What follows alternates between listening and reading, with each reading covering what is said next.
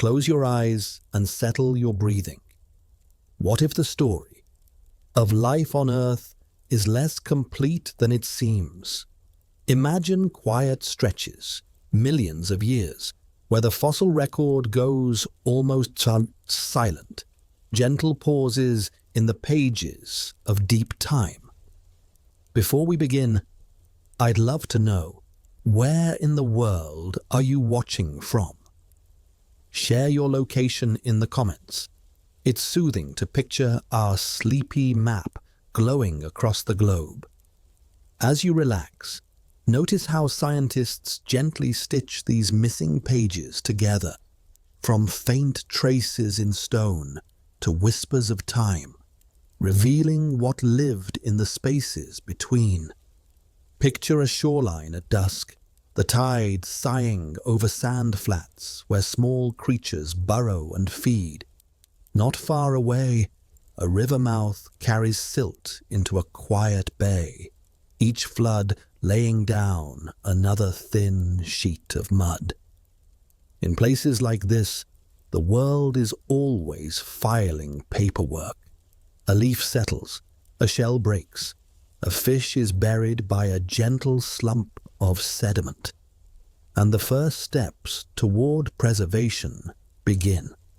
If that leaf is quickly sealed away from oxygen, its soft tissues may flatten and cook down to a dark film, carbonization that preserves veins as delicate as handwriting.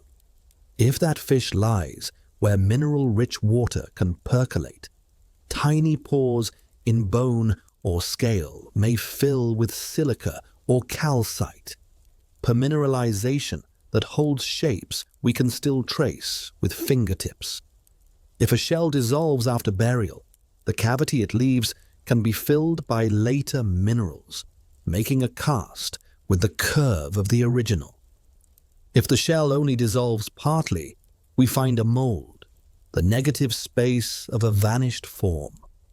Sometimes minerals replace the original atom by atom replacement, swapping aragonite for calcite or silica for wood, so that a tree becomes stone but keeps its rings. In other cases, phosphate coats tissues very early, freezing fine details that would otherwise vanish. None of these pathways are guaranteed. They are just doors the past might slip through if conditions align. The places that open those doors share traits: steady sedimentation, low oxygen, and moments of rapid burial that tuck remains away before scavengers and bacteria can finish their work. A storm can dump an event bed over a sea floor.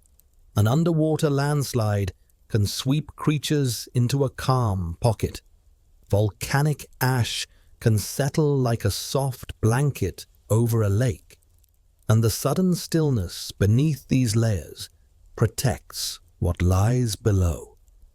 In lakes with stratified waters, the bottom can be anoxic for centuries at a time, a simple chemical hush that keeps carcasses from being torn apart. In deltas and floodplains, overbank muds can smother leaves, insects, and small vertebrates after a flood, turning a disorderly scene into a layered page.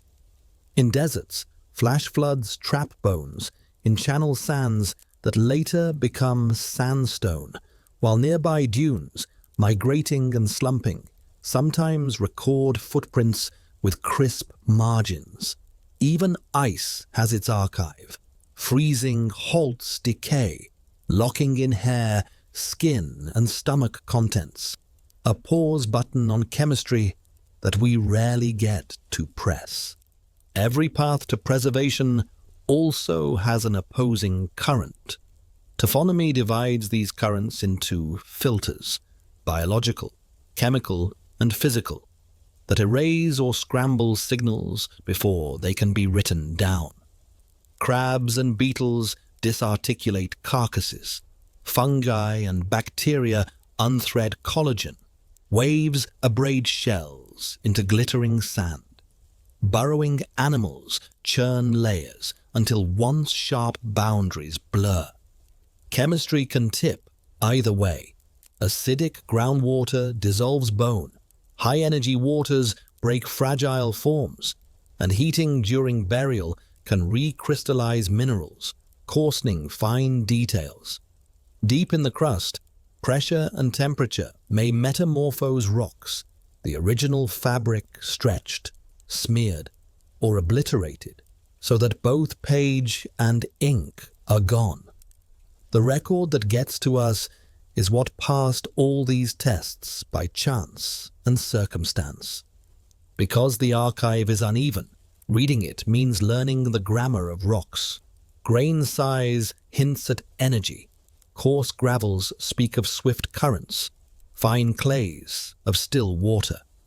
Bedding structures talk about conditions at the time of deposition. Ripple marks carry the signature of gentle flow. Crossbeds trace migrating dunes. Graded beds point to sudden influxes that settled from coarse to fine. Mud cracks remember drying. Raindrop imprints remember a passing shower. And the simple alignment of shells can point to current direction. Even the colors matter. Reds and browns suggest oxidation and exposure on land. Black shales suggest organic richness and low oxygen. Greens and greys hint at reducing conditions. Layer upon layer, these cues let us place a fossil not just in time, but in a landscape with depth. A floodplain dotted with ponds. A river mouth shifting with seasonal floods. A lagoon protected by a low reef. Time itself is kept in several complementary ways, and each gives a slightly different kind of tick. Relative time uses superposition. Lower is older, and the appearances of certain fossils as markers to match distant sections, so a distinctive ammonite or foraminifer can align rocks across oceans. Absolute time comes from isotopes in minerals that formed when a volcanic ash fell or a lava flow cooled. Their internal clocks started at that moment, and by measuring parent and daughter isotopes, we estimate how many half-lives have passed. Sometimes we triangulate. An ash bed below a fossil gives a maximum age. An ash above gives a minimum. And the fossil is bracketed in a calm confidence interval. We also listen for subtler rhythms. Reversals of Earth's magnetic field leave a barcode in iron-bearing sediments, magnetostratigraphy, and global swings in carbon or oxygen isotopes, chemostratigraphy, trace climate pulses that can be matched across continents. The more lines of evidence converge, the more securely a page sits in the binder. Even after we locate a page, we have to account for how much of it we can actually read. Soft-bodied organisms almost always vanish unless the conditions are extraordinary.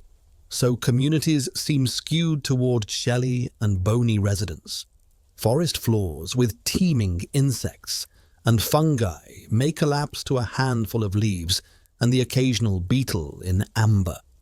Open oceans rich with gelatinous plankton can feel oddly quiet in the rock. Large carcasses draw scavengers and are pulled apart. Small, delicate things are easily transported and are broken. Both can be mis-sorted by currents. On land, exposure is patchy.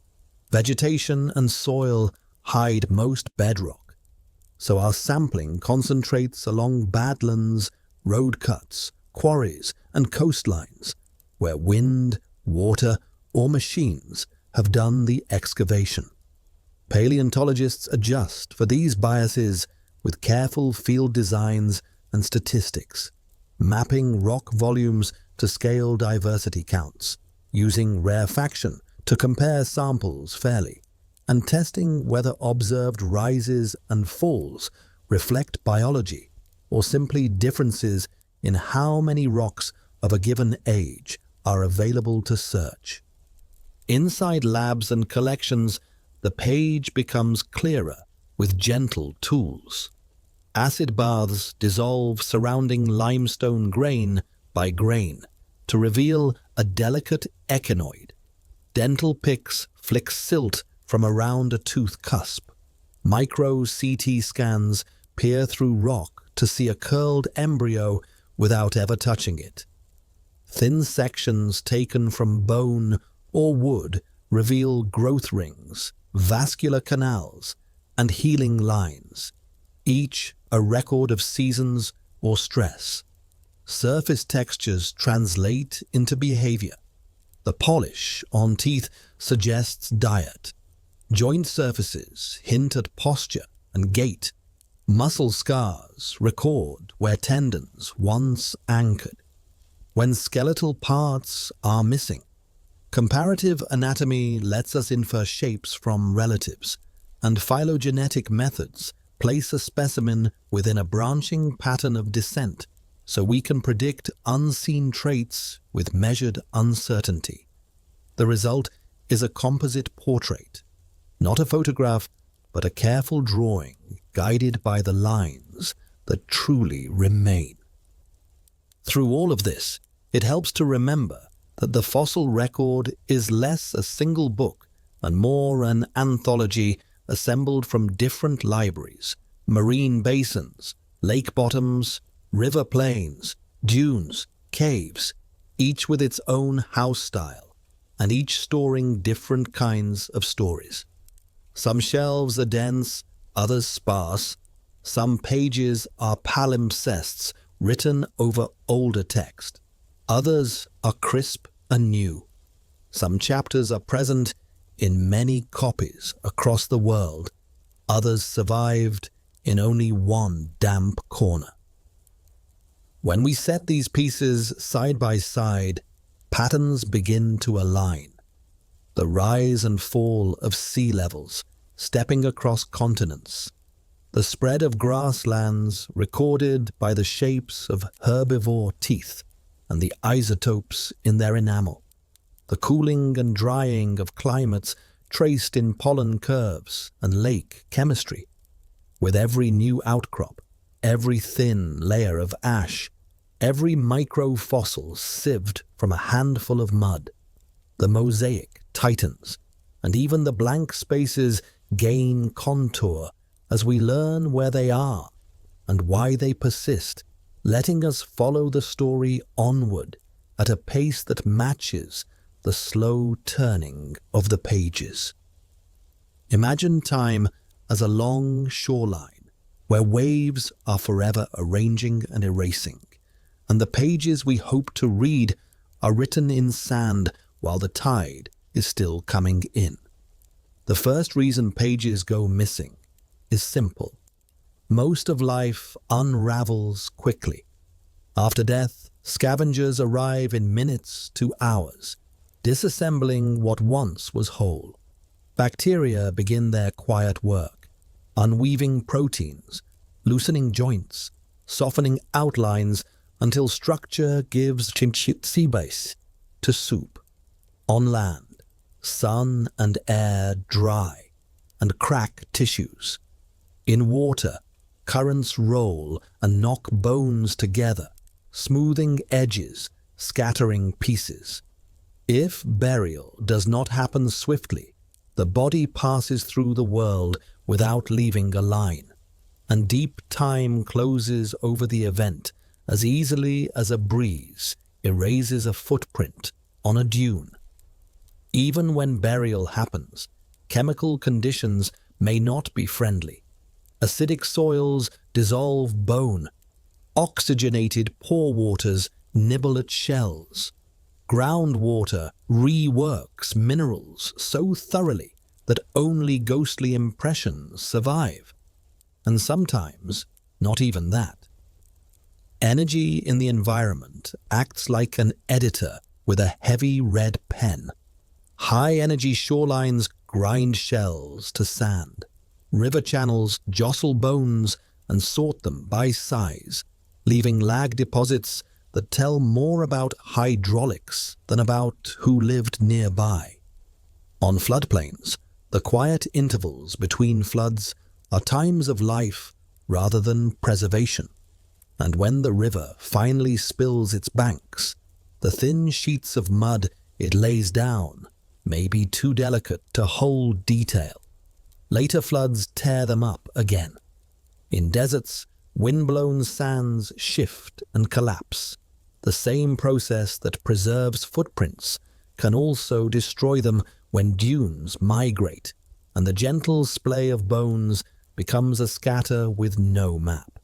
In caves, drip waters can both protect and erase, entombing remains in calcite or dissolving them slowly until shapes soften into suggestion. The record is selective, not because it wishes to be, but because physics and chemistry set narrow pathways through which a trace must pass to meet us in the future. Geology adds longer, deeper edits. Sediments become rock, landscapes rise and tilt as tectonic forces fold and fault the crust, and whole packages of strata can be uplifted into mountains where ice and rain abrade them away. Erosion is a quiet thief that works over millions of years, shaving off layers, beveling folds, turning once thick archives into thin remnants on hillsides. In other places, there is a gap, not because pages were removed, but because none were written at that time.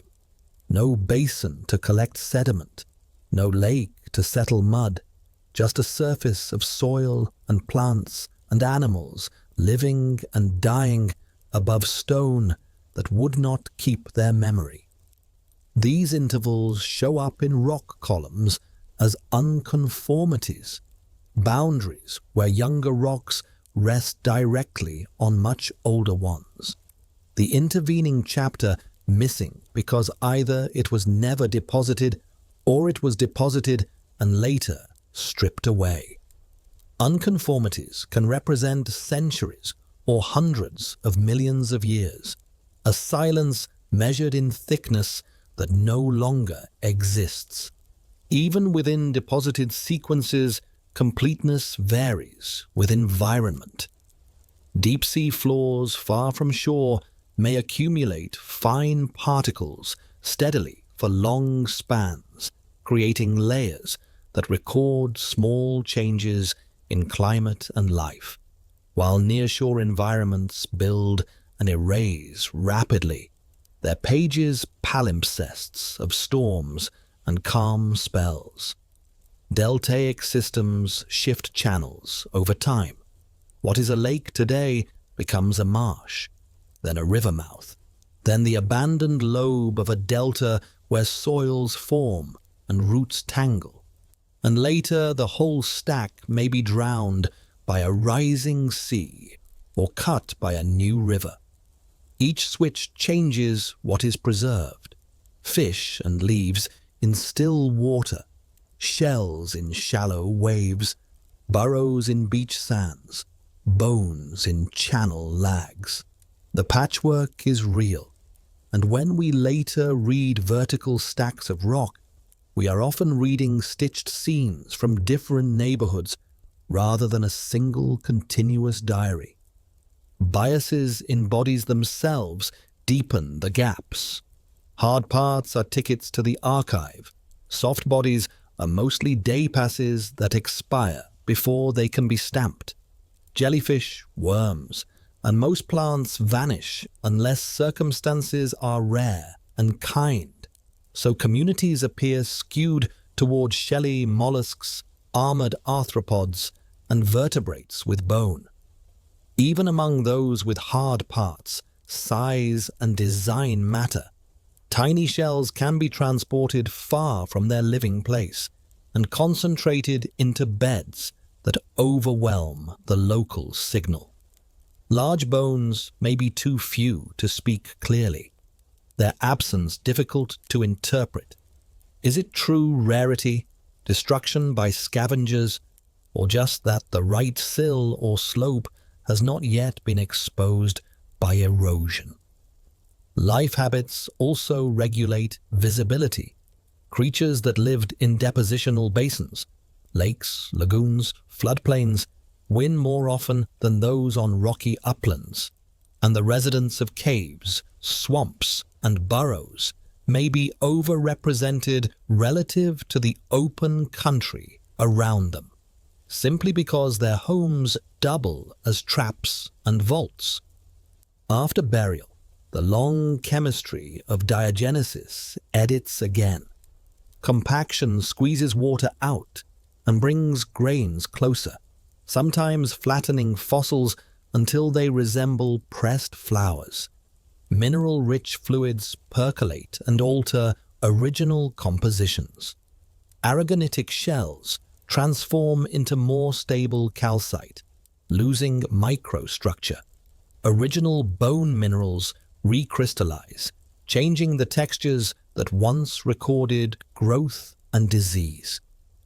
If the temperature and pressure rise high enough, metamorphism resets the page entirely, turning limestones to marble and sandstones to quartzite, consolidating and recrystallizing until the lines blur and vanish. Even low-grade metamorphism can smear ink. Subtle heat can rearrange isotopic systems so that absolute dating requires caution. And pigments that told of color and pattern may break down, washing detail to neutral. Earth's own rhythms create patterned absences. Sea level rises and falls reorganize coastlines and basins, shifting where sediments accumulate and where they are eroded.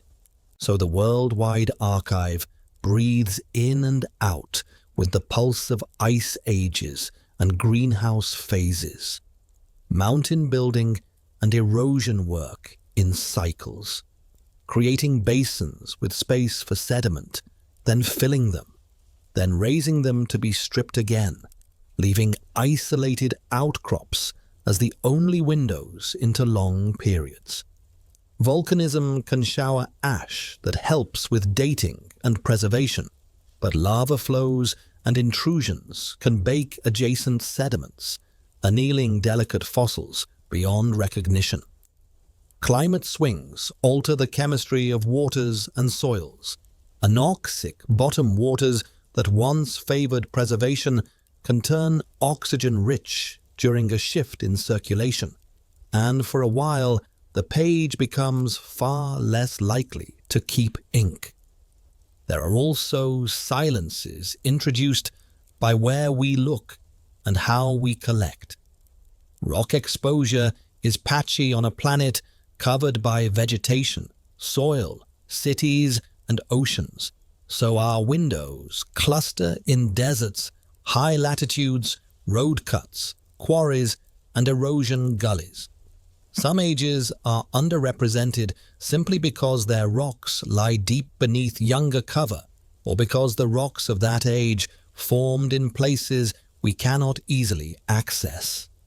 Historical accidents play a role. A highway project cuts through a fossiliferous bed and yields a burst of discoveries that might have remained hidden. A region becomes geopolitically difficult, and fieldwork pauses for a generation. A particular fossil group gains attention, and collections swell for that group, while others wait quietly in stone. Even preparation and publication introduce survivorship biases. Spectacular specimens are more likely to be collected, prepared, and described, while the humble or fragmentary may stay in drawers or never be noticed on an outcrop.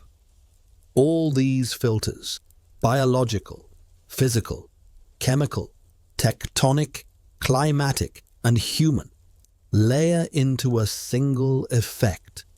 The record is not blank by accident, so much as selective by design of the world itself.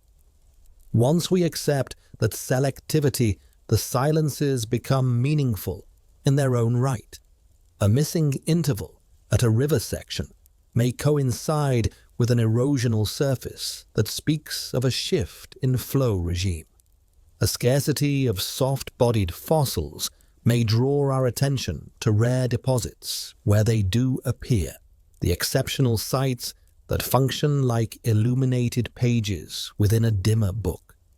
A gap in one basin may be bridged by a continuous record in another, revealing that the silence is local, not global.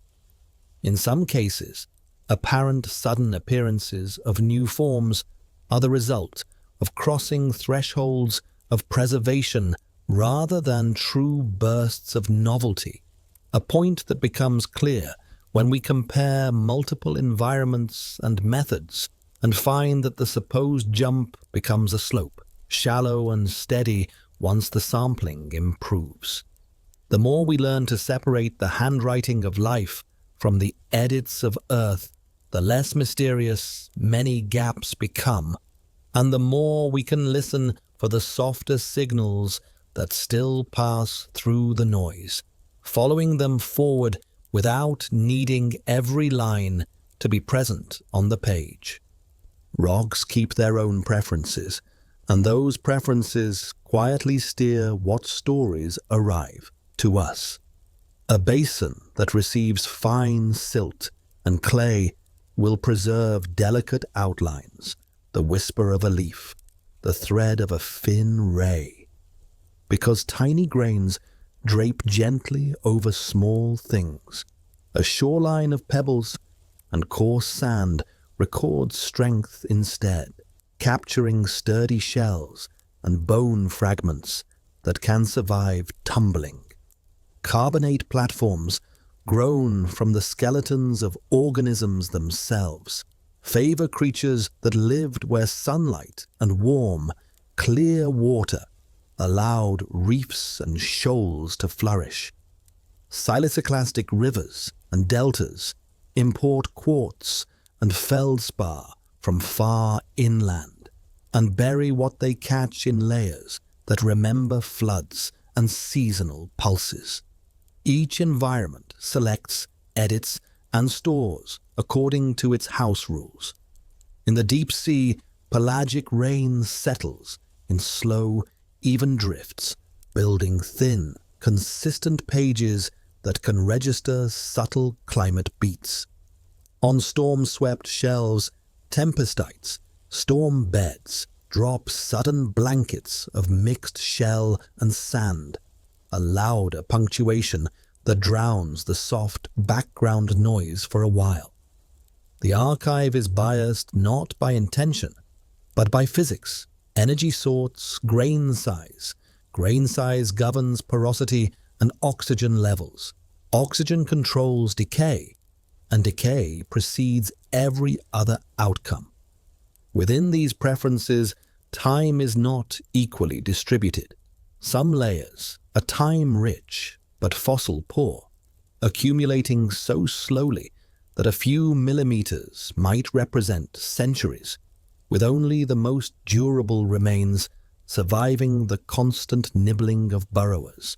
Other layers are time-poor but fossil-rich, laid down in a single event that entombs a momentary community as if the page was stamped rather than written. Condensed sections, thin but spanning long intervals, can look deceptively quiet until careful geochemistry reveals the long breath they contain.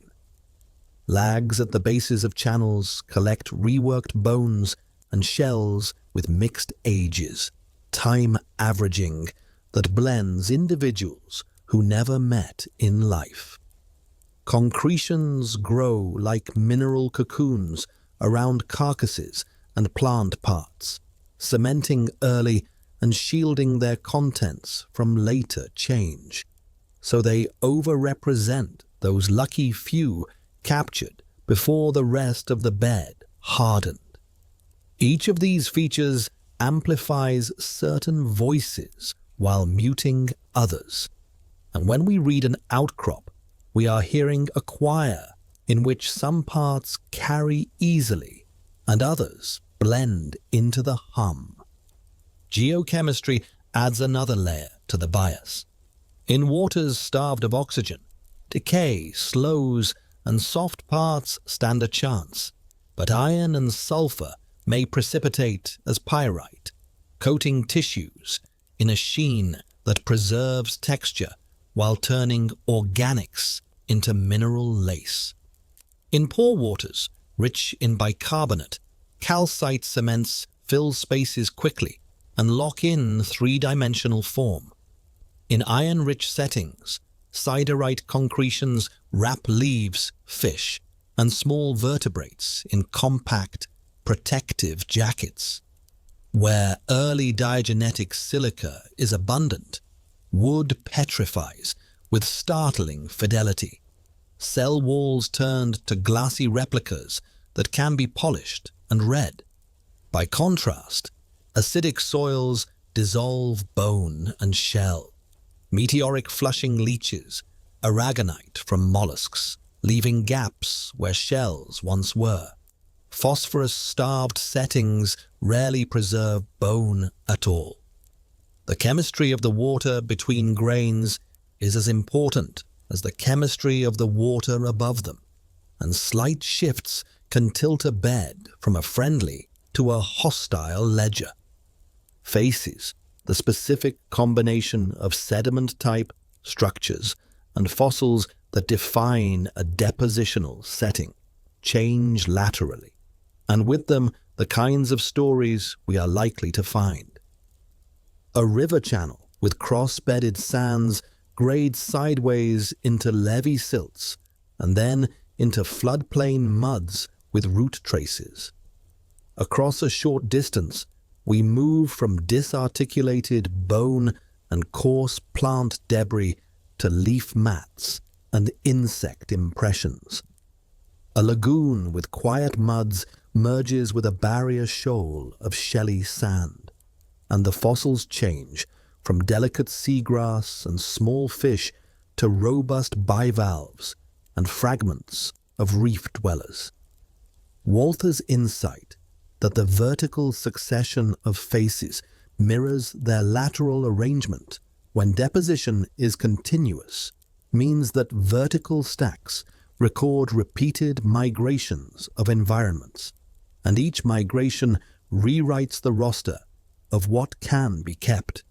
A single cliff face may alternate between books about channels, about forests, about lakes, and back again.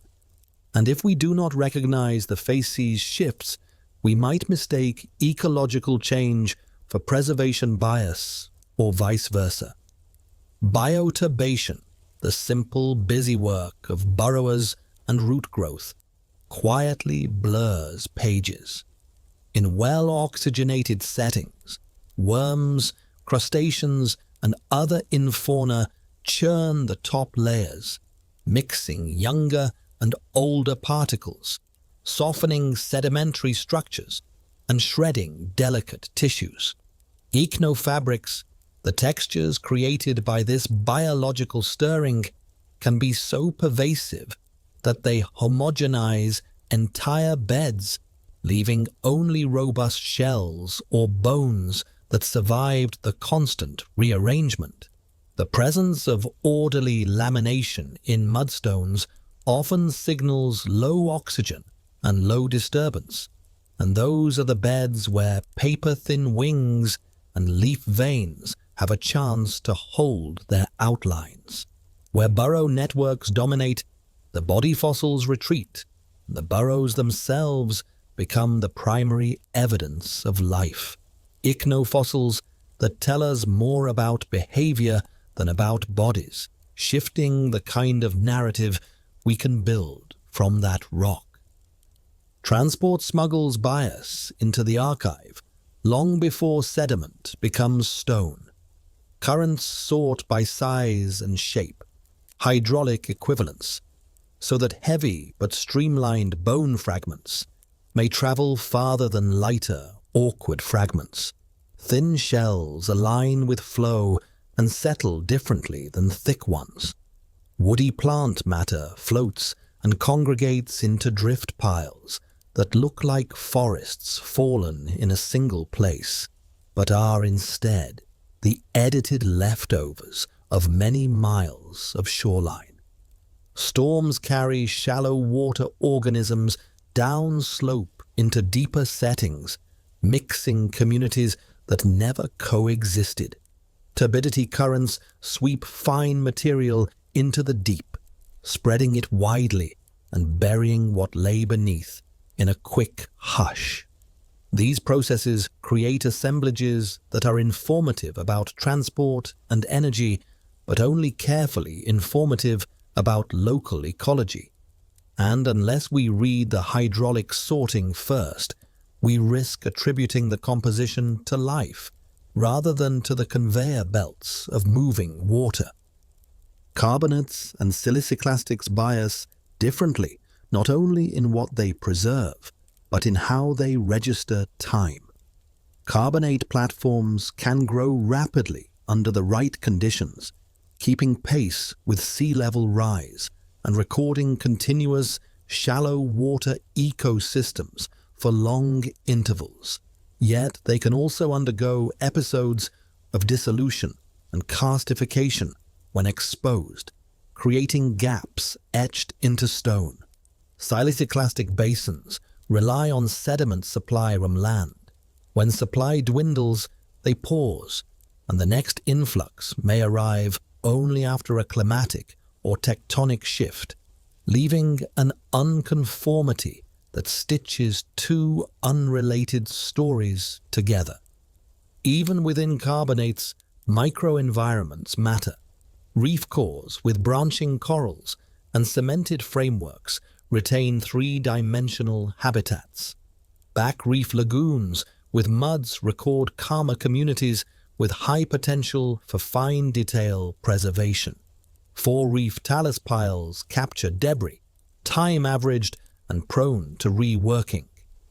Reading these differences turns a broad bias into a map of small, predictable preferences.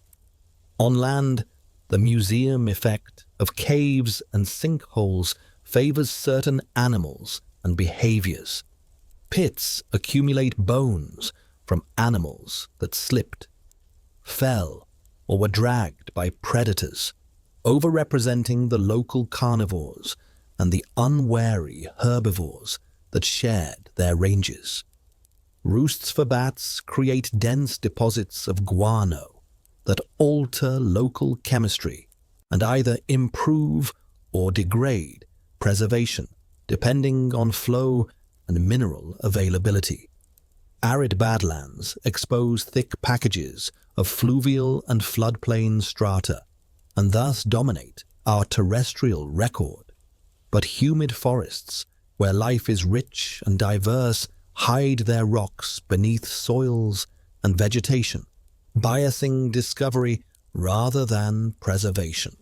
The result is a narrative in which dry ecosystems seem more visible and perhaps more important than they were, simply because they come with natural reading rooms. Even the tools we bring introduce subtle tilts. Screens of different mesh sizes change what is recovered from a dig, with coarse meshes missing tiny teeth and bones that finer meshes would reveal. Heavy jackets made for large specimens anchor fieldwork around big animals and may cause small fossils to be overlooked in the rush to stabilize giants. Chemical preparation tailored to one matrix may damage another, selecting which micro-textures survive in our labs. CT scanning opens new windows into delicate fossils still encased in rock, but access to such equipment varies, so some collections remain locked in stone longer than others, shaping publication patterns and attention. Over decades, these practical differences accumulate, and entire groups can seem rarer or more common simply because of consistent differences in how and where they were searched for. All these quiet biases do not make the record untrustworthy. They make it readable with context. If we compare faces, track grain sizes and structures, measure geochemistry, and map lateral changes, we can untangle many of the preferences that rocks impose. Diversity curves corrected for rock area and sampling effort often soften dramatic peaks and valleys into more plausible slopes. Supposed sudden appearances flatten when we include data from low-oxygen muds or concretions that were undersampled. Ecological interpretations sharpen when we separate transported shell beds from in-place communities, letting us hear the living signal through the transport noise.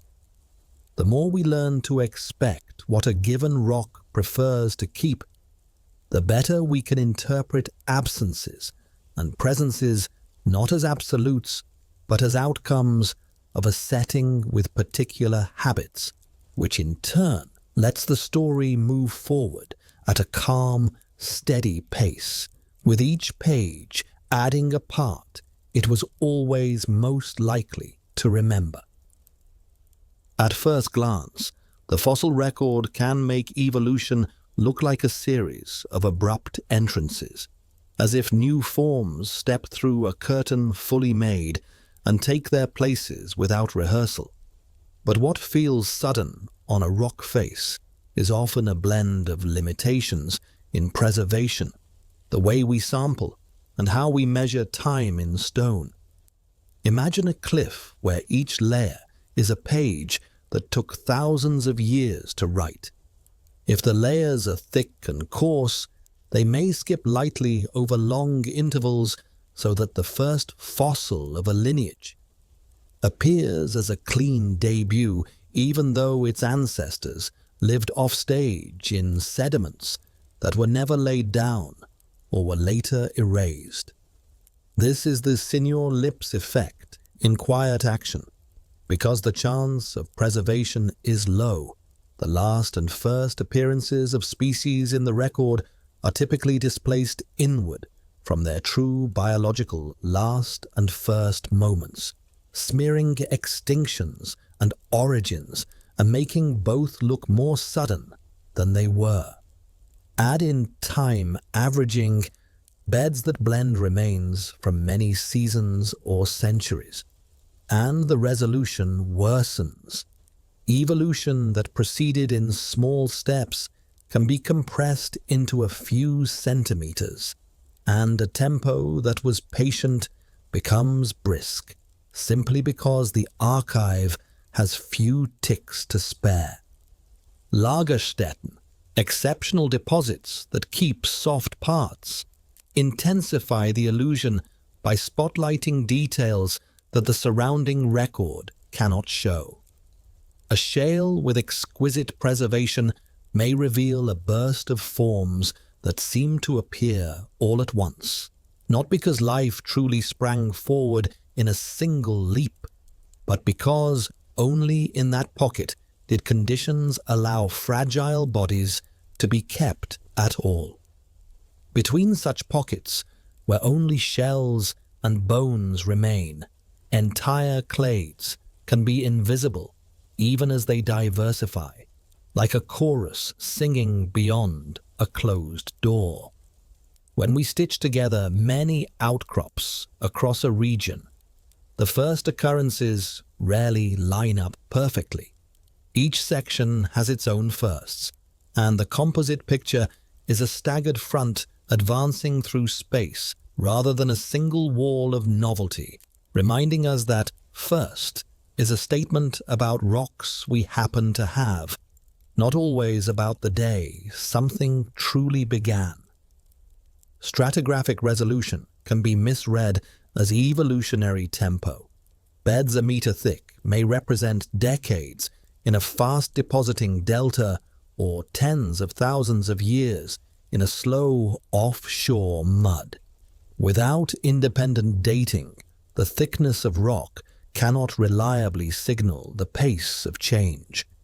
A thin horizon packed with new forms could be a brief event captured in full, or the compressed expression of a long interval.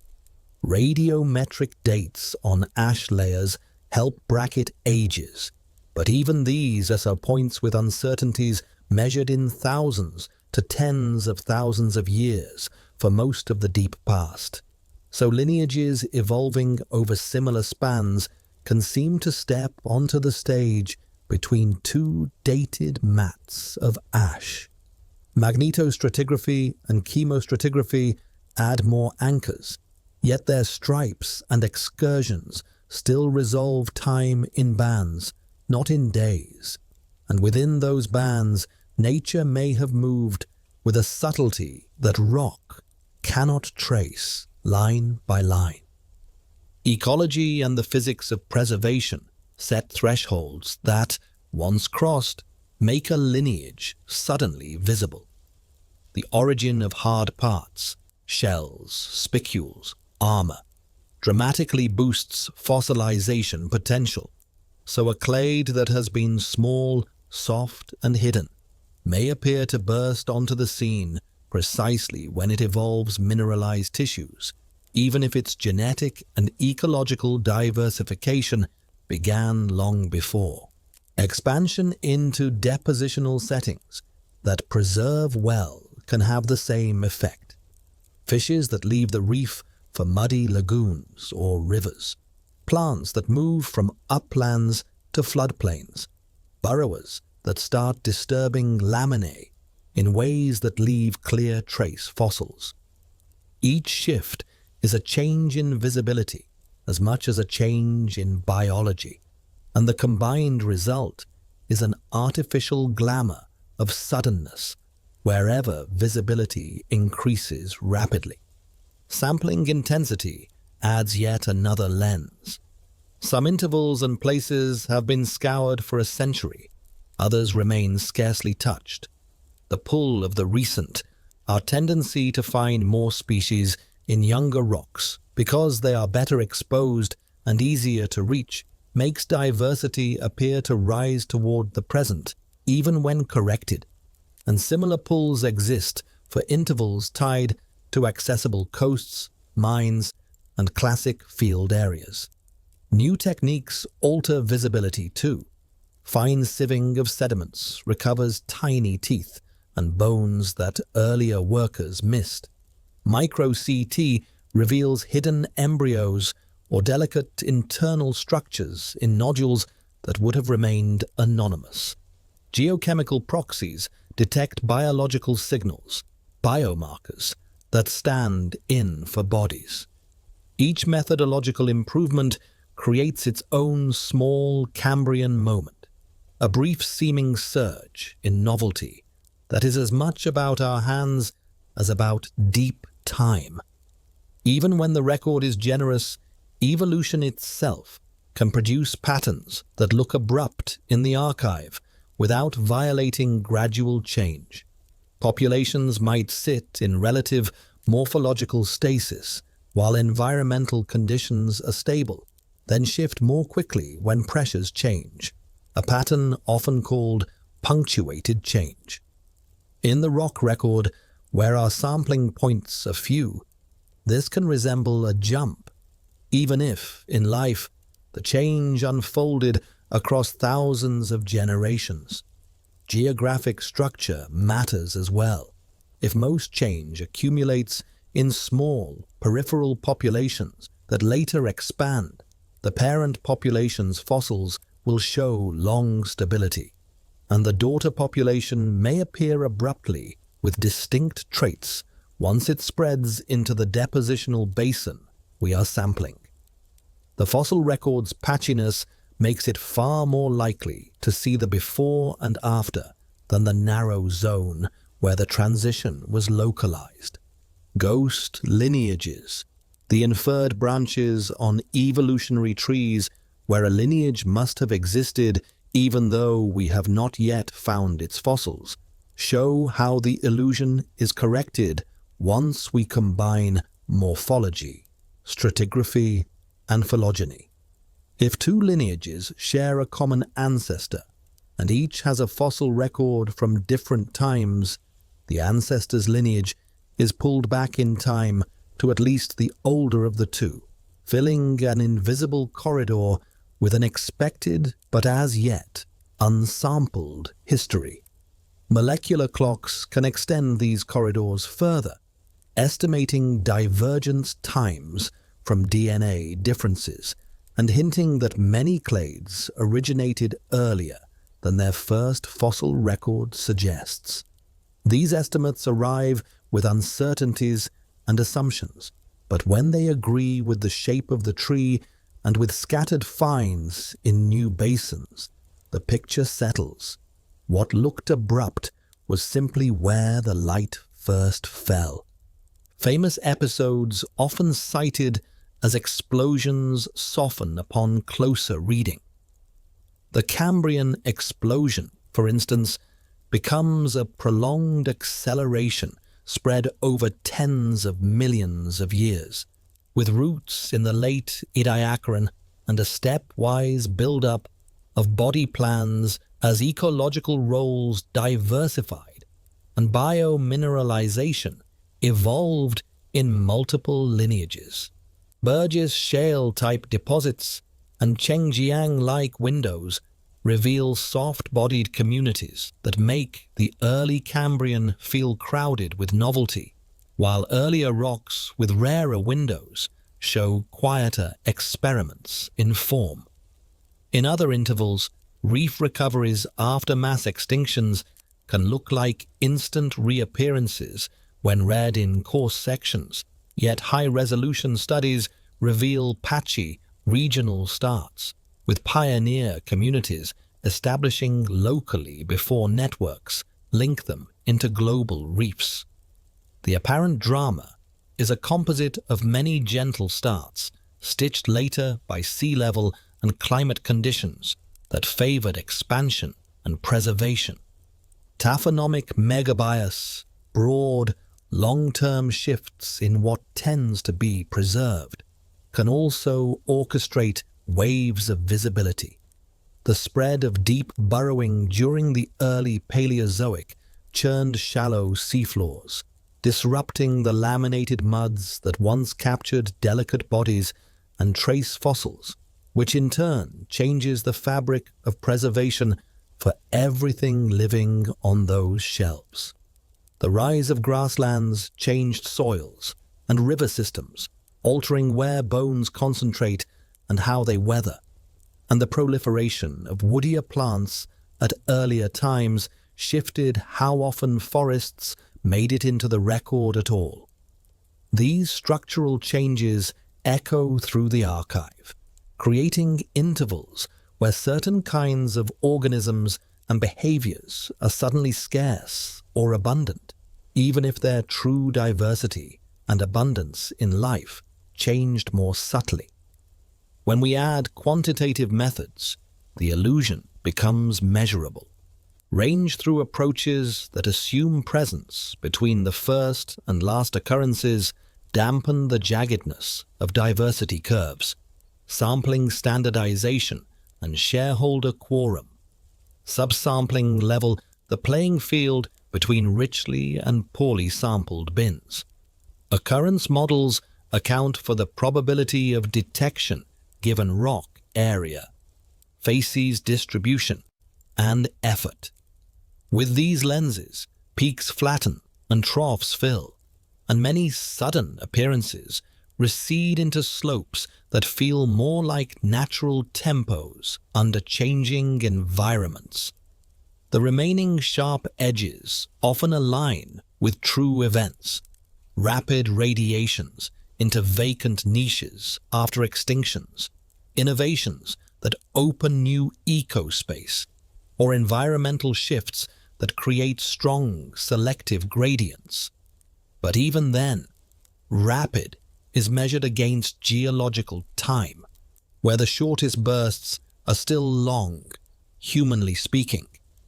For our own lineage, the illusion is easy to feel. Hominin fossils cluster where lakes and rift valleys laid down sediments, and where erosion now exposes them. Long stretches of habitation on uplands and in forests left fewer traces. Tooth and jaw fragments appear in steps, not because ancestors walked onto the scene overnight, but because the right sediments were laid down at the right moments and later peeled open by wind and water, and because researchers sifted those sediments with enough care to catch small diagnostic pieces. Stone tools, durable and portable, sometimes extend lineages in time where bones are absent, showing behavior before bodies appear in the same beds. Each new site adds a syllable, and the sentence smooths, but the cadence remains shaped by where time's pen pressed hardest and where it barely touched the page, inviting us to read patiently and to expect that quiet corridors between first appearances are not emptiness, but shadowed hallways we have not yet lit. Our own trail begins not with a shout, but with small bones and careful landscapes, places where lakes shifted and fault scarps made bowls for sediments to settle. Along the East African rift, volcanoes breathed ash into the sky and laid soft blankets over floodplains. Seasons pulled rivers across wide fans, hippo paths cut through reeds, and here and there a hominin moved through the scene, leaving a tooth that would outlast its body or a footfall that would harden into memory. Teeth are the most talkative pieces, enamel thick and durable, crowned with cusps and ridges that carry clues to diet, growth, and identity. A single molar can separate one lineage from another, hint at chewing forces and the shapes of jaws, and even preserve chemical signatures that whisper about water sources and the kinds of plants eaten during childhood. Jaws and teeth appear more often than skulls, and skulls more often than whole skeletons. So our early gallery is a wall of portraits seen through keyholes, each fragment aligning with others until a face begins to form. Those faces change through time as the landscape changes around them. In older beds, arboreal hints still cling to limb bones. Curved fingers, strong forearms, shoulders that allowed overhead reaching, paired with hips and knees shaped for bipedal walking. A mixed message that speaks of creatures moving comfortably in both trees and on the ground. Feet tell their own quiet story, toes that shorten and align, arches that spring and store energy with each step, heel bones firm and broad to accept the weight of a body balanced over a single leg. At Latoli, wet ash captured footprints and then dried under the sun before being sealed by new layers. And the line of prints crosses the plain with a human-like gait, a simple, steady pace that turns a living moment into a lasting sentence.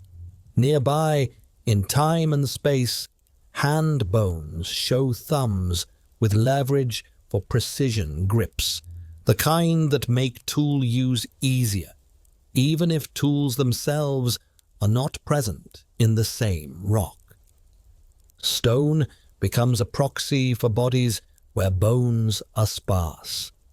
On eroding slopes and in gullies where older surfaces are exposed, simple flakes and cores gather in quiet fans of grey, sometimes with cut-marked bones nearby where sharp edges were drawn across flesh.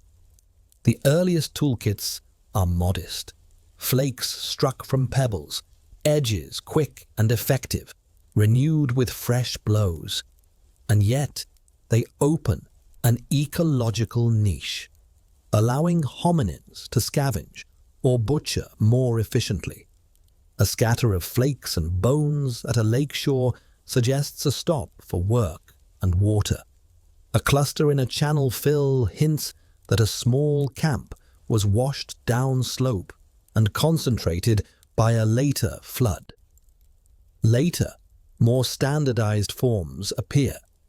Pebble tools shaped at both ends, longer blades struck from prepared cores, hand axes symmetric and balanced like thoughts made visible.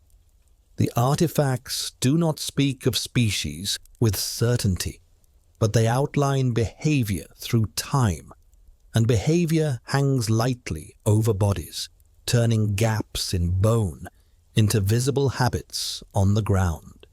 In a rift valley, time stacks cleanly when lakes fill and spill, but uplands rarely leave such ordered pages.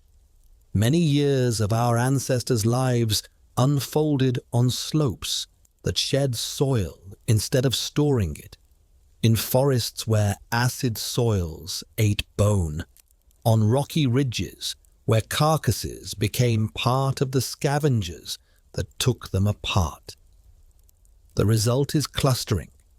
Fossils pile up in basins and caves, creating the illusion that hominins lived only in those places. Caves act as archives by accident, pits that trap the unwary, roosts where owls drop pellets containing small mammal bones, dens where predators drag prey, and shafts where sediments and bones sift over long periods. In some, sediments are cemented early and preserve bones in gentle jackets. In others, dripping water dissolves and reprecipitates minerals, blurring outlines or sealing them within flowstone.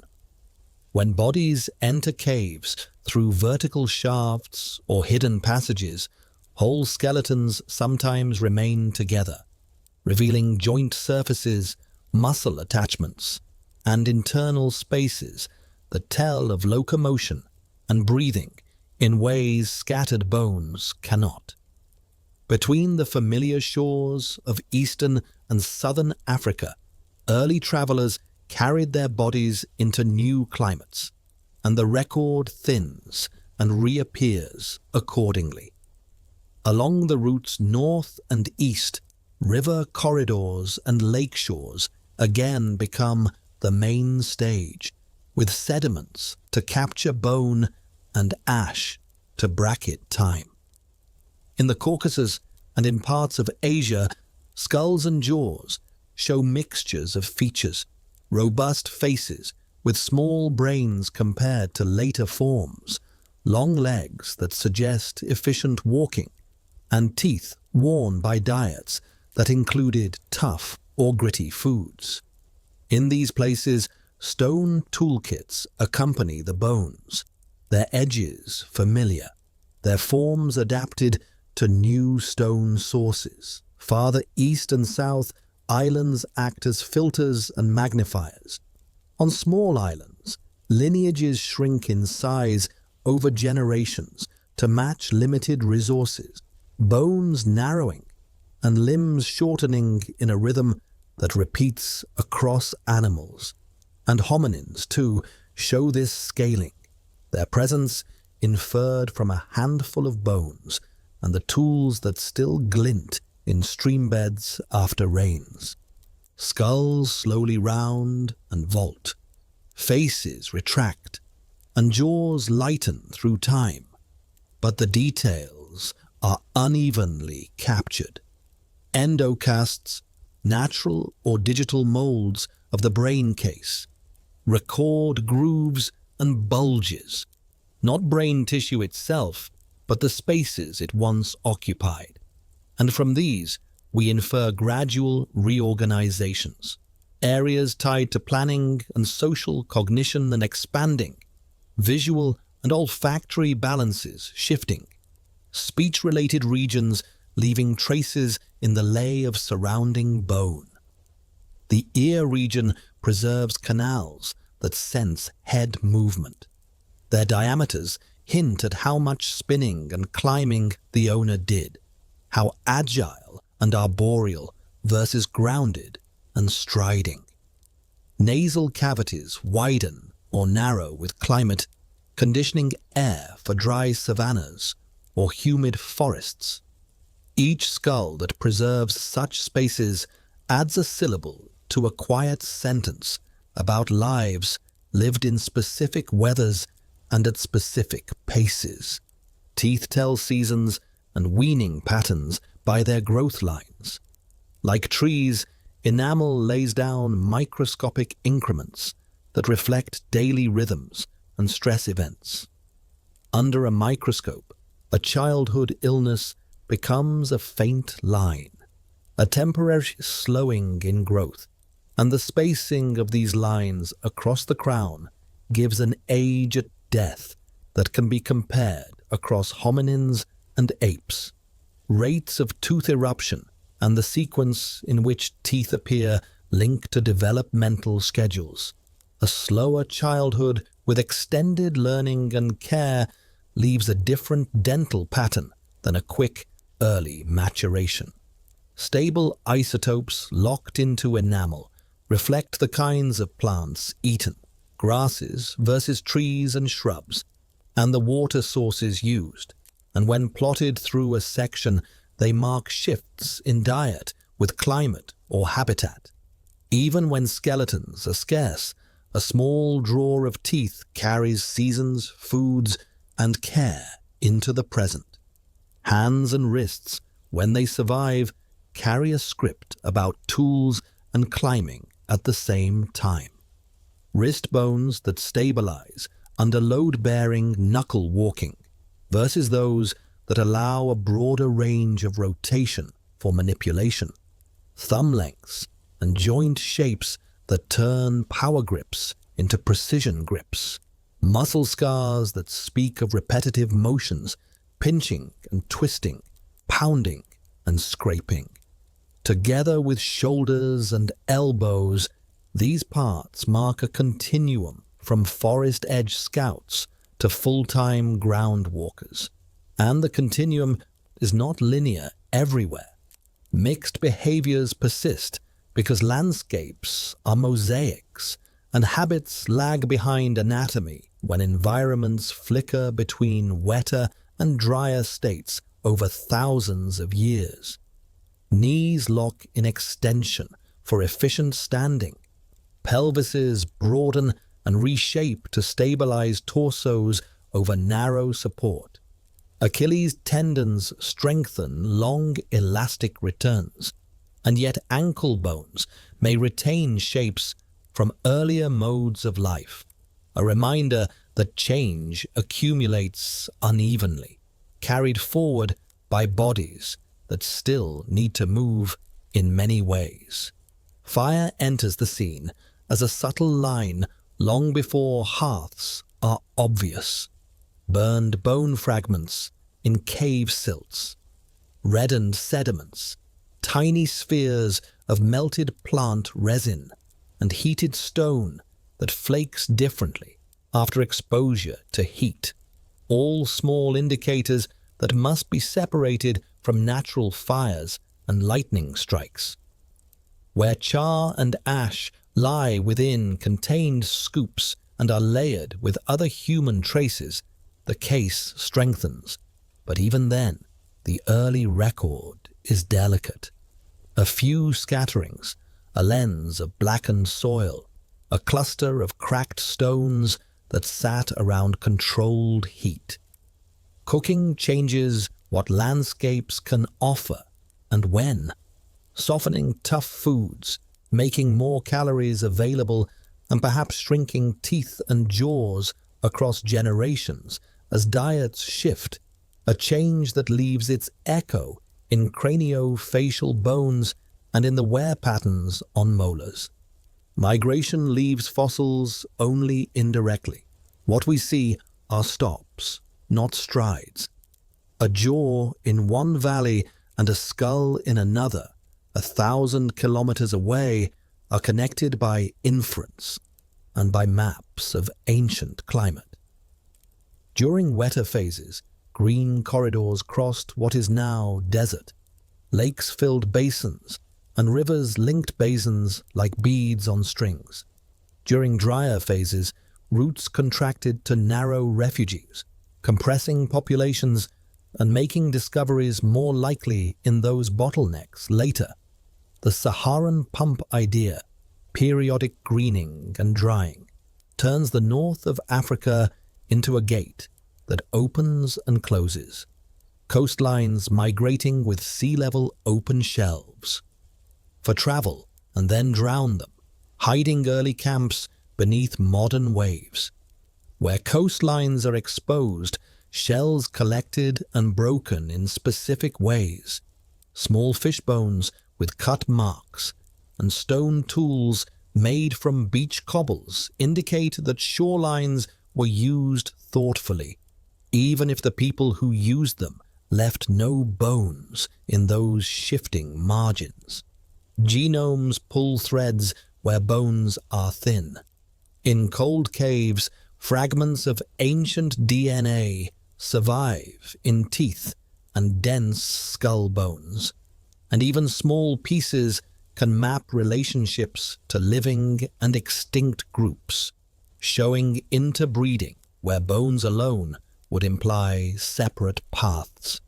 A finger bone and a molar can announce a lineage known first from molecules, their anatomy only later filling in as more pieces surface. Proteins persist longer than DNA, and when sequenced from enamel or bone, sketch phylogenies that align with or challenge what we inferred from shape, extending our reach into older, warmer places where DNA does not last. These molecular pages fit into the rock pages, and together they reduce the sense of jumps, turning some of the blank hallways between fossils into corridors that we can now trace by inheritance. Across southern Africa, cave systems accumulate long sequences of sediments that trap hominins in ways that may tell more about deaths than about living populations. Vertical shafts claiming the unlucky, predators caching remains. But even with that filter, pelvises, hands and skulls emerge that mix traits in surprising ways. Some combinations look like experiments that persisted alongside our own line rather than steps within it, neighbors rather than direct ancestors, and their presence redraws side branches we had sketched too simply.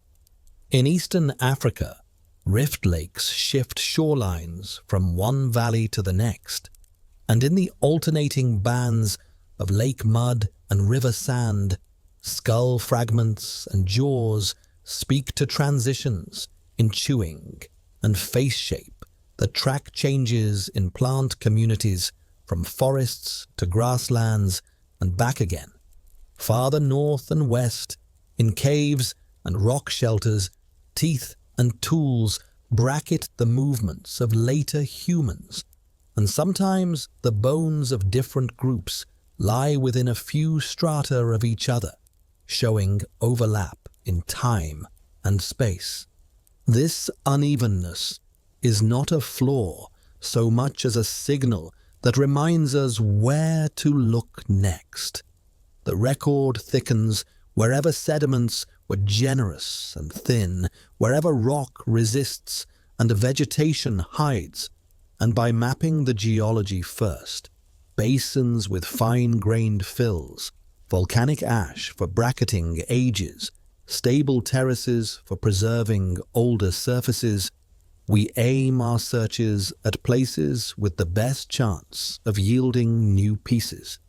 When we add in predicted routes from climate models, known source areas for obsidian and chert that travel as traded or carried stones, and isotopic fingerprints in teeth that match animals to particular pastures or water bodies. We can follow people as they expanded and retreated with the rhythms of rain, seeing choices in the scatter of artifacts and the composition of middens. Each discovery confirms that our steps were rarely solitary. Other hominins walked near us in time and space, and their traces sometimes cross ours in caves and valleys, in the shared use of springs, and the repeated return to particular overlooks where wind cools and eyes can follow herds. Through it all, the hominin record thins and thickens in patterns we can learn. River margins favor scattered bones and cut-marked fauna. Caves keep skulls and hands. Lake beds press leaves and fish alongside footprints. Dune fields store trackways and little else. Highlands hold silence until erosion unbuttons their collars. Coasts archive tools better than bones. By aligning these tendencies, we can place a jaw or a tool into a broader draft of our story. We listen to enamel for diet, to stone for decisions, to ash for dates, to limb bones for how the day felt when crossing an open plain, and together the fragments describe a life that lengthened childhood, shared food, learned from elders, watched skies for rain, and returned to water in dry seasons, carrying fire and edge, moving slowly across continents in steps that seemed ordinary at the time, and in aggregate made a path we can still follow along the margins of old lakes and under the drip of caves where time kept its own steady metronome. When the pages thin, scientists read the margins, the underlines, and the faint impressions left by the weight of other pages stacked on top. They begin with position, where a fossil rests among layers, and then weave time onto that position until a moment acquires coordinates. Ash beds are quiet gifts. Crystals within them carry isotopes that tick at known rates, and by measuring parent and daughter pairs, a bracket forms around the fossils above and below. If the ash is absent, iron-bearing grains may still remember the direction of Earth's magnetic field when they settled, a barcode of reversals that can be matched to the global record and turned into age. Sometimes the rock keeps a climate rhythm, thin, thick, dark light, paced by changes in Earth's orbit. Counting and tuning those beats to planetary cycles yields astrochronologies where thousands of years resolve into readable rungs, where rivers and lakes lay down annual couplets, varves. A careful count builds a ledger season by season, and in caves, drops of water write rings of calcite that record oxygen isotopes like temperature notations in the margin. None of these clocks is perfect, but together they form a lattice, and fossils hang on it without tearing. Position becomes environment when grains and structures are translated. Fine, parallel laminae in mudstone mean quiet water. Crossbeds arc where dunes walked. Symmetrical ripples remember a back-and-forth wave. Raindrop pits mark a brief shower on soft silt. Mud cracks outline a drought's edges. Root traces thread downward like stitching, showing where soils formed in place. Carbonate nodules in those soils point to dry seasons. Coal seams compress wet forests into matte black chapters. With each clue, the fossil lifts off the generic and lands in a setting, a silty lake edge with reeds, a point bar on a meandering river, a shallow shelf swept by occasional storms. Sequence stratigraphy adds shoreline motion, rising seas pushing faces landward, falling seas pulling them back. So a vertical stack becomes a map of oscillating coasts and shifting deltas, and fossils fall into patterns that repeat each time the shoreline breathes.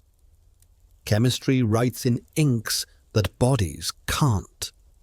Carbon and oxygen isotopes in shells speak to diet and temperature, to freshwater influence and evaporation.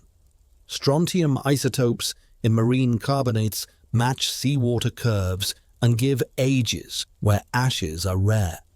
Neodymium and lead in clays trace dust from distant continents, telling where winds blew when the fossil was alive. In bones and teeth, lighter and heavier forms of carbon and nitrogen trace what kinds of plants and prey were eaten, while oxygen reflects drinking water and, by extension, climate and altitude.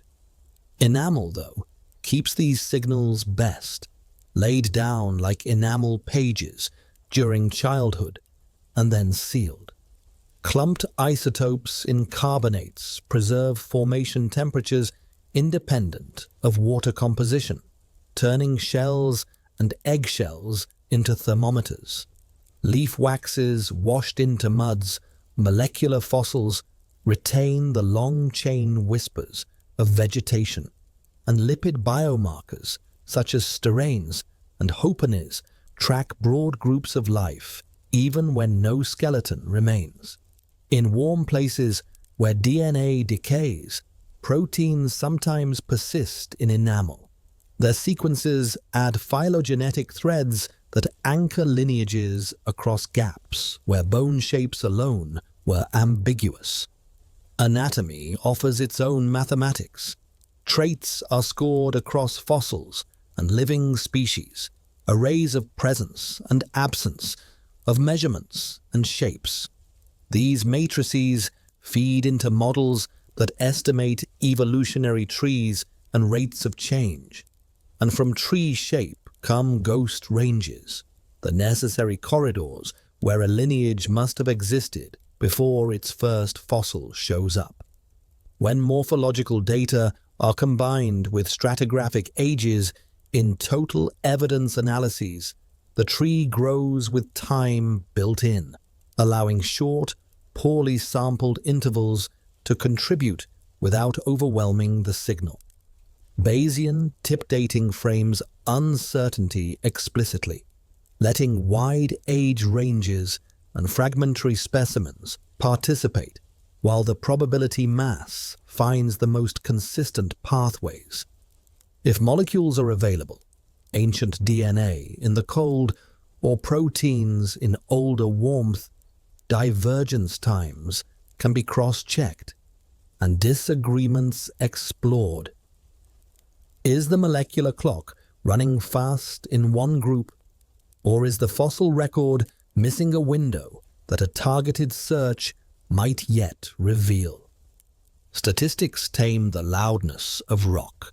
Sampling standardization, rarefaction, and quorum methods level unequal collecting effort so that diversity curves reflect biology more than the accident of how many outcrops were visited. Occurrence models estimate the probability that a species was present but unsampled in a given interval. The last seen and first seen times become distributions rather than points, softening cliff edges into slopes that fit both absence and discovery. Programs that model birth, death, and fossilization as separate processes, each with its rate, allow estimates of true richness and tempo even in the face of patchy data, and the output is less a single line than a band, a quiet admission that knowledge has width. Collector curves plot cumulative species versus specimens. When they bend toward a plateau, search likely near saturation for that bed. And when they climb steadily, the hint is clear that more field seasons will still move the needle. Microscopes and beams let us read tissue without breaking it.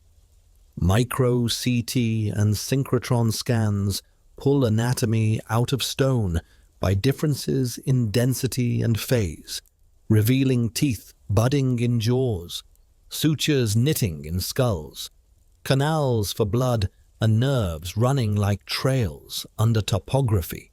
Histology slices through bone to count growth marks and read remodeling, estimating age and life history, seasonality and stress.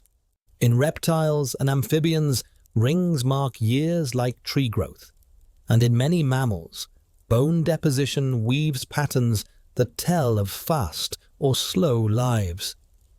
Dental microwear, the tiny scratches and pits worn into enamel, captures meals from the last weeks of life, while dental calculus traps ancient starch grains and phytoliths that betray plants processed and eaten. On stone tools, use-wear polishes and striations accumulate in consistent ways, and residues cling in micro-cracks, holding fat and protein fragments that can be separated and identified, linking edges to tasks and prey, even when bones of the prey are gone.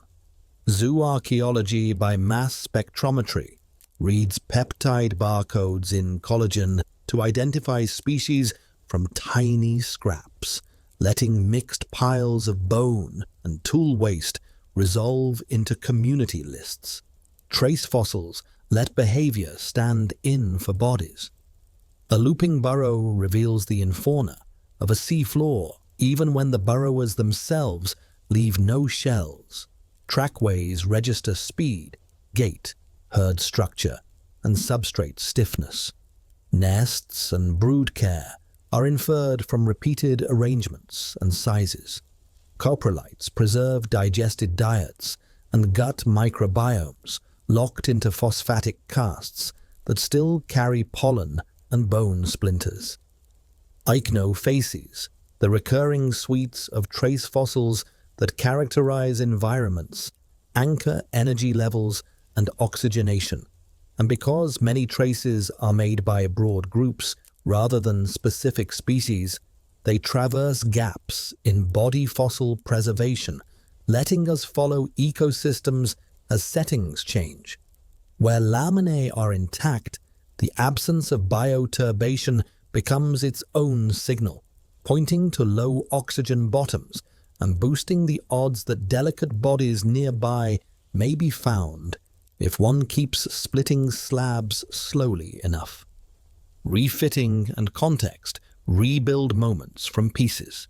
In stone artifact clusters, flakes can be reassembled onto their original cores, a puzzle that replays the sequence of blows and reveals whether a scatter is primary, where work was done, or secondary, where water or wind carried debris. When refits span meters, transport is implicated, and when they cluster tightly with fauna-bearing cut marks that match the edge angles of the flakes, a living floor emerges from stone and bone. Spatial statistics map these associations, separating random overlap from intentional activity areas. Napping spots, hearth rims, butchery zones, and thin ash lenses with reddened sediment under them mark heat focused in place rather than wildfires washing through. In caves, layer-by-layer plotting reveals how gravity and seepage move things slowly downhill, and how predator dens differ from accumulation by pitfalls. And with that, fossils can be reassigned from death traps to living spaces or vice versa. Water and air histories give the background music. Pollen spectra from sediments map vegetation, shifts up hill slopes and down valleys. Diatom and foraminiferal assemblages register salinity and temperature in lakes and seas. Charcoal counts track fire regimes, their peaks linked to dryness or to human presence where other lines agree. Leaf physiognomy, sizes, margins, and drip tips correlates with climate, and when applied to fossil floras, provides temperature and rainfall estimates for the landscapes where bones rest. Lake levels traced by shoreline terraces, cave drip rates encoded in stalagmite banding, and dust loads recorded in loess stacks outline the wet and dry pulses that dilate habitats, opening corridors and closing them. And hominin movement and turnover align with these breaths in ways that sharpen narratives stitched from isolated beds. Provenance methods connect stones and bones to far horizons. Obsidian and chert carry chemical fingerprints that tie artifacts to specific outcrops. When those outcrops lie many kilometers away, mobility and exchange flicker into view. Detrital zircons in sandstones keep uranium-lead ages that reveal the age mix of source terrains. A sudden arrival of young zircons shows a new volcanic arc upwind or uplift on a nearby range, and with it a change in drainage that can reroute animals and plants. Strontium isotopes in tooth enamel trace local bedrock and water. Individuals that grew up elsewhere betray movement at the scale of a lifetime. And when many teeth from one site cluster into multiple strontium neighborhoods, seasonal migration and mating networks gain contour. These signatures cross-cut the fossil record's patchiness, linking sites that cannot be linked by rock alone. When gaps remain, models step in, but gently. Habitat suitability reconstructions. From climate layers predict where species could have lived during different intervals, and when those maps overlap with basins that preserve well, search targets tighten. Population models fed by dated fossils simulate plausible range expansions and contractions under the measured climate swings, testing whether sparse fossils match an expected edge of a moving front rather than an isolated outpost. In human prehistory, simple agent-based wanderings through paleo landscapes, dotted with water and stone, can reproduce the spacing of sites we actually find, suggesting that the empty spaces are less mystery than the natural grain of movement and preservation.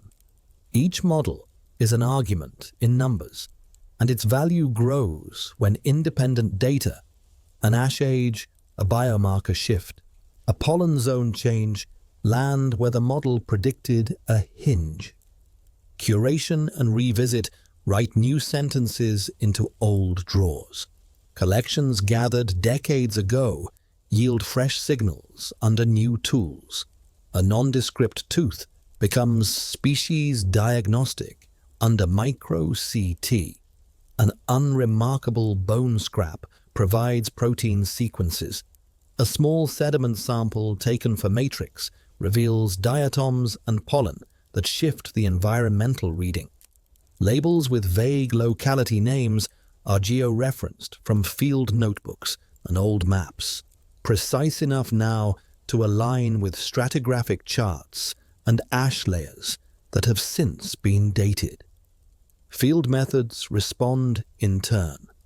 Finer mesh sizes, bulk sampling for microfauna, systematic recording of lithofaces, and paleo currents, more frequent oriented samples for magnetics, and standardized notes that turn a stroll across an exposure into a grid-mapped day. The literature itself becomes data, occurrence records extracted at scale and checked, synonyms resolved, taxonomic frameworks stabilized by community agreement, so that patterns are not artifacts of names drifting, but of life changing. All of this is slower than a headline, but quicker than a mountain. It is the work of aligning clocks with landscapes, behaviors with chemistries, fragments with frameworks, and then letting uncertainty be explicit at every joint. The result is not a single smooth curve, but a braided channel, strands coming together and parting, some bright with continuous deposition, others fading where rock did not form or survived only in pockets, and, in the crossings, enough depth to ferry a story from bank to bank, while the river keeps wandering forward under the same sky of deep time. In the quiet places between first and last appearances, paleontologists trace what they call ghost ranges, stretches of time where a lineage almost certainly existed but has not yet left a fossil we can hold. Corridors inferred from the logic of ancestry rather than the luck of preservation. Imagine two branches on a family tree. One branch appears in rocks 100 million years old. The sibling branch shows up at 90 million, and both must have split from an ancestor earlier than 100. Even if that ancestor has never been found, the tree itself pulls the lineage backward, sketching a pale ribbon through missing years that we then try to illuminate with rock and reason. These inferred intervals are not guesswork so much as bookkeeping. Given the relationships among forms we do have, certain histories must be true whether or not the pages have been recovered, and each new fossil that lands in the corridor narrows the chalked-in hallway into a more precise path. Ghost ranges become longer when preservation is fickle, and short when basins are generous, so their length teaches us about both biology and geology at once. If a clade's inferred origin predates its first fossil by tens of millions of years across many regions, the gap hints at widespread environments that seldom archived soft or small bodies, or at a slow early diversification that kept populations sparse and scattered.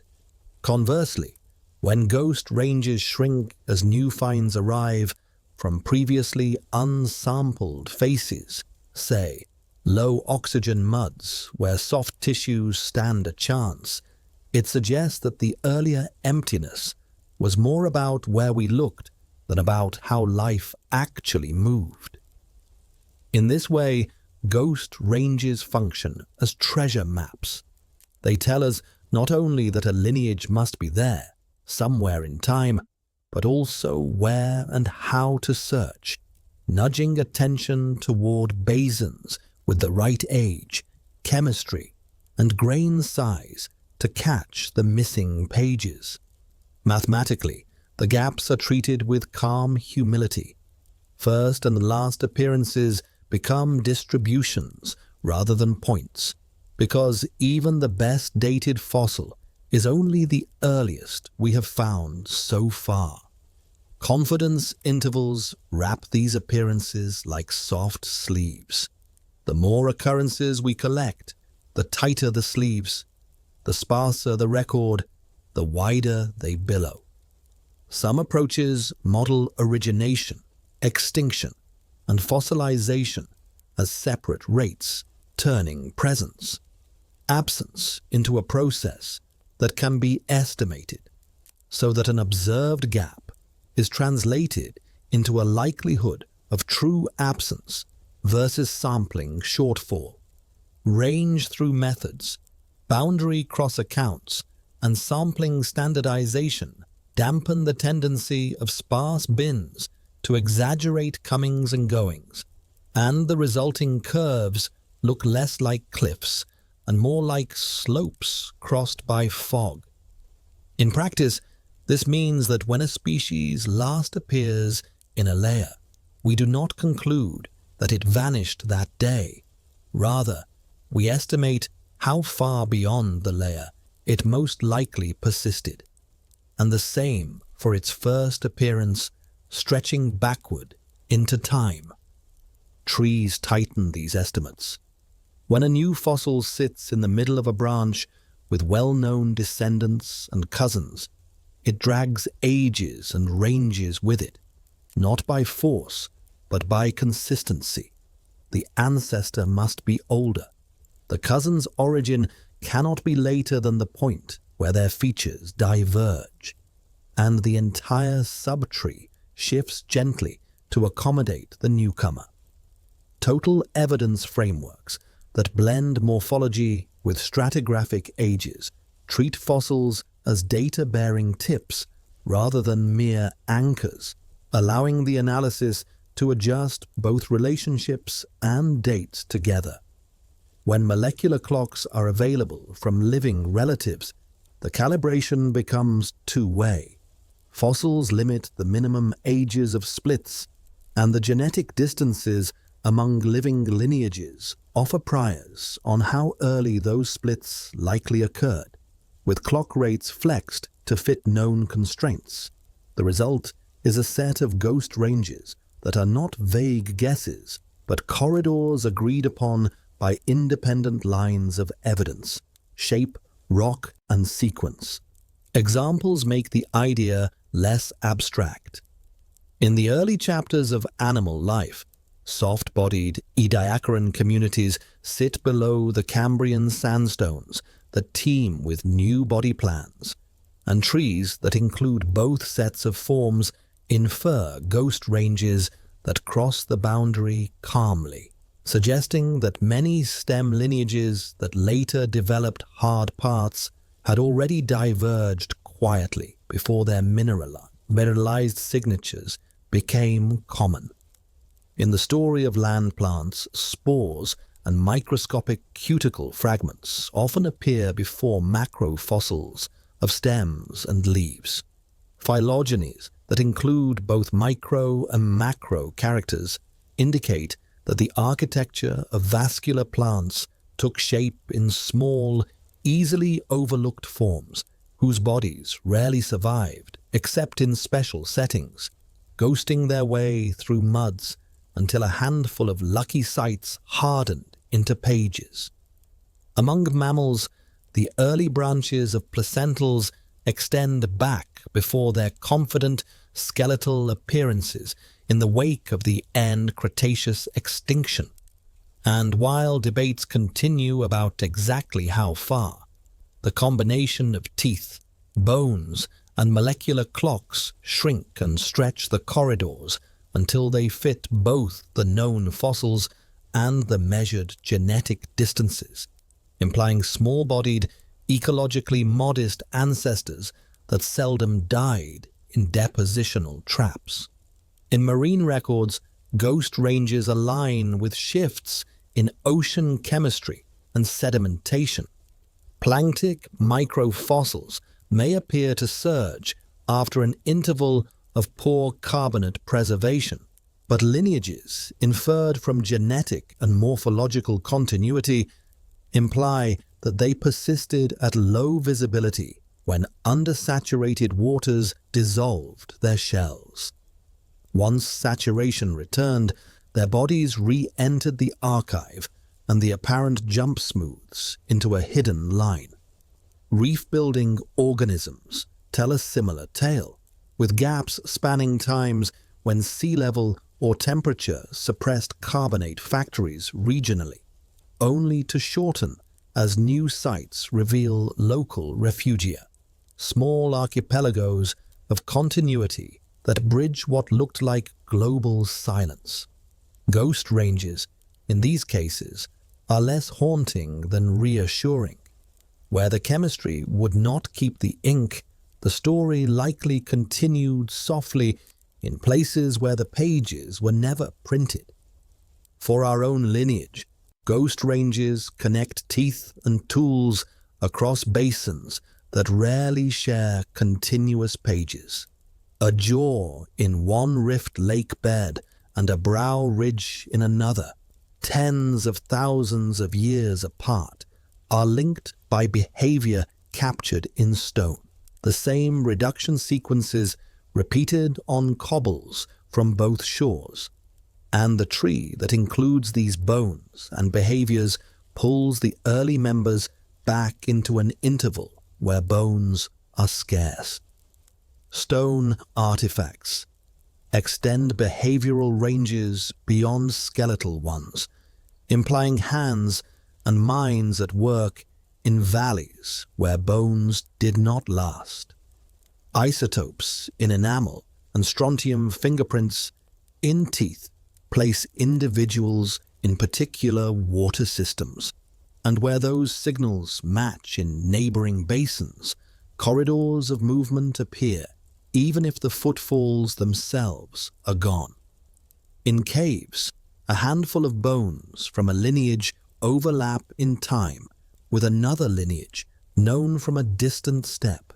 DNA, where it survives, reveals interbreeding, and ghost ranges expand and overlap, as the genetic record insists that two groups met, even if the exact campsite has not been found. Missing years are not a failure, but a feature of a world that rarely writes longhand. To use them well, scientists create expectations and then test them in rock. If a tree says a lineage should be present in a given age range, and if that age range coincides with a basin known for good preservation of similar-sized organisms, absence becomes a prompt rather than a shrug. Perhaps the facies examined so far were too near shore. Perhaps the fine mudstones deeper in the basin have not yet been split thin enough. Perhaps the old collections from the same horizon hold overlooked fragments in drawers labeled only indeterminate.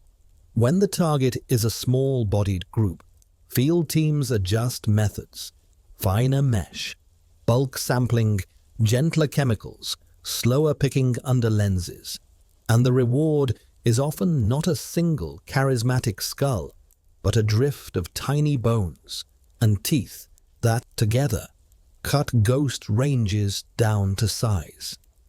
In other cases, the expectation shifts the other way. If faces were poor for preservation across an entire region, and if correlative sections on multiple continents share the same unconformity, then the ghost range remains a corridor across a bridge that was never built, and our inferences remain modest, content to say, here but unseen, while waiting for another map edge to crumble. Sometimes ghost ranges are solved with a single find that seems almost too on the nose. A bone in exactly the anticipated layer, bearing exactly the mix of traits predicted for a halfway point. More often, they shrink by accretion, a tooth here, a partial jaw there, an isolated limb element with a distinctive joint surface in a third basin, all aligning with the expected silhouette, and each shaving a little uncertainty off the corridor. Because publication tends to favor the dramatic, it can look from the outside as if ghost ranges persist until they are spectacularly closed. In practice, most are resolved by many unshowy, cumulative additions that live in supplementary tables and in the slow thickening of occurrence databases. The patient tone of this accumulation suits the subject. Missing years fill the way lakes fill, season by season, without much noise. Even when corridors remain long, they guide the questions we ask of living systems.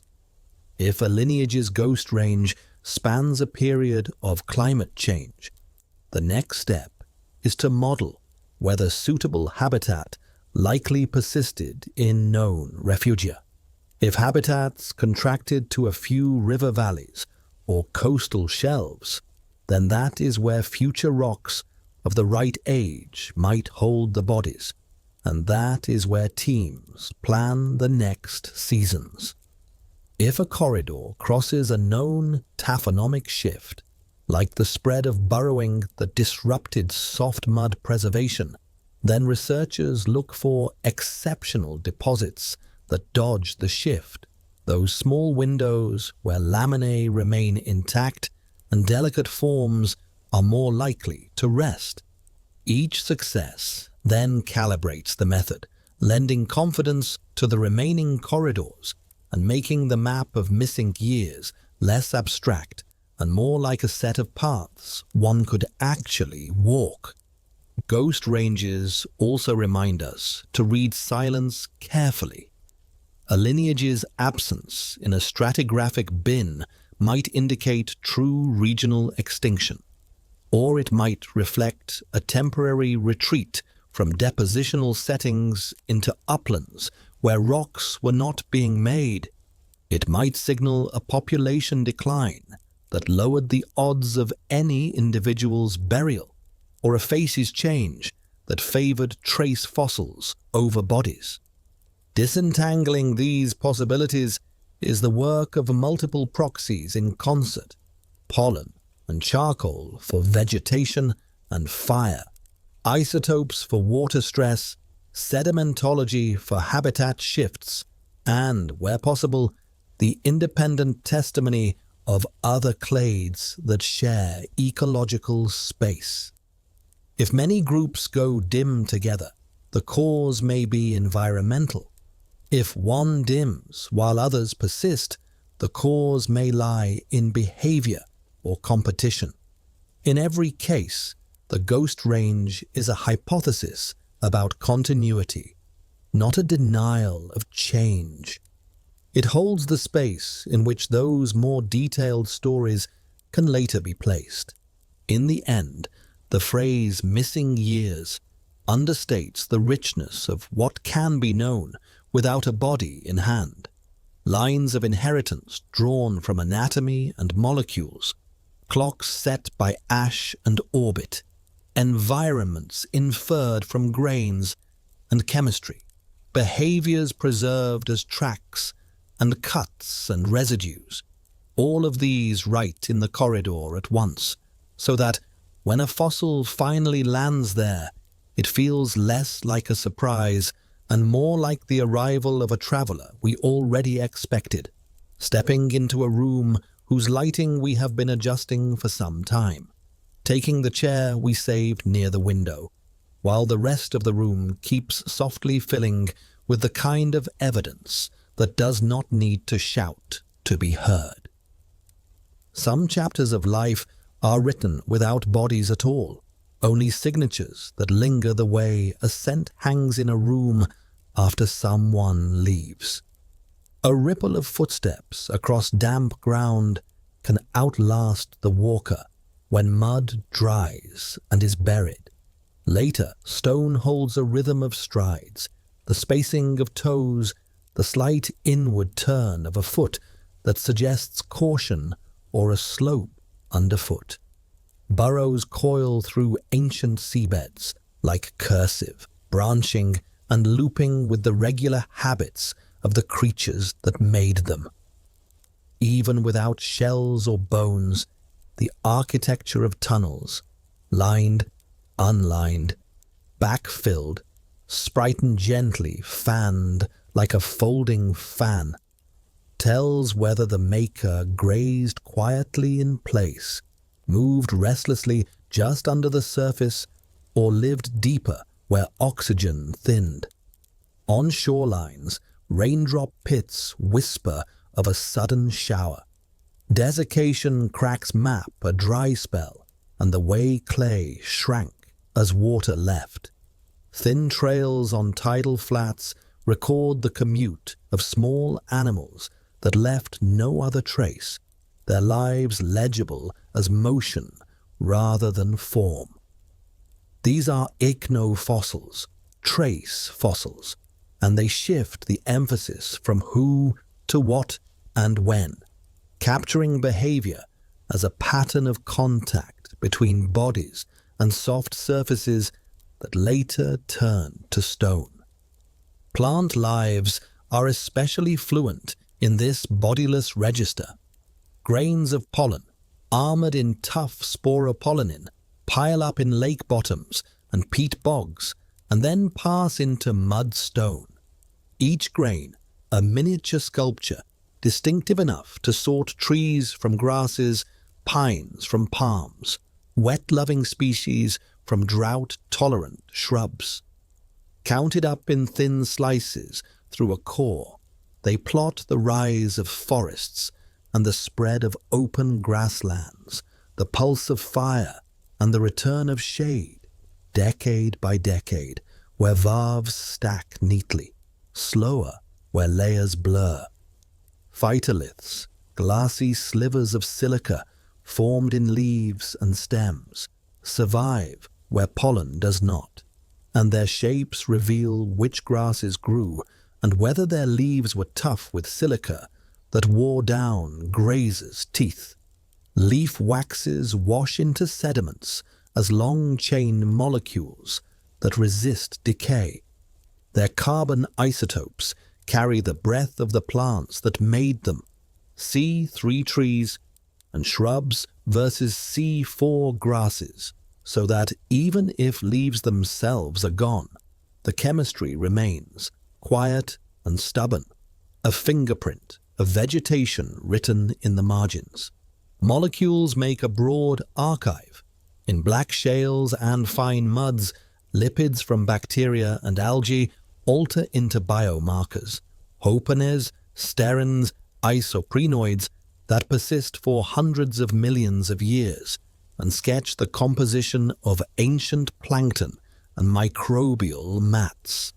Chlorophylls and hemes, once pigments and oxygen carriers, degrade into porphyrin derivatives that still carry metal centers, nickel, vanadium, hinting at oxygen levels and redox states in the waters where they settled. The distribution of certain steroids points to eukaryotes at specific times. Other compounds flag cyanobacteria blooming in surface waters or archaea thriving in salty, oxygen-poor basins. Methane-using microbes leave carbon isotopes so light they seem to float off the page, a signature of carbon pulled from methane rather than ordinary CO2.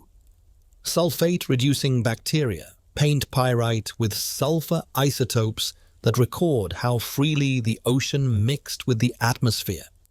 These chemical pages are dense with inference.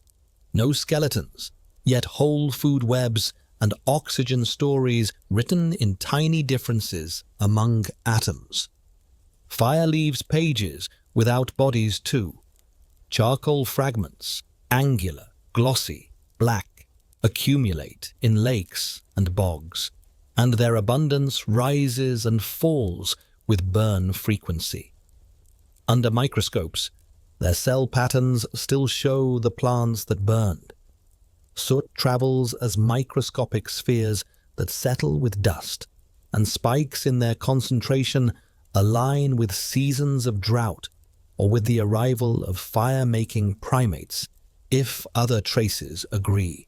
Heated clays redden and magnetize in hearths, recording temperature histories that can be read with instruments sensitive to how minerals flip their tiny compasses as they cool.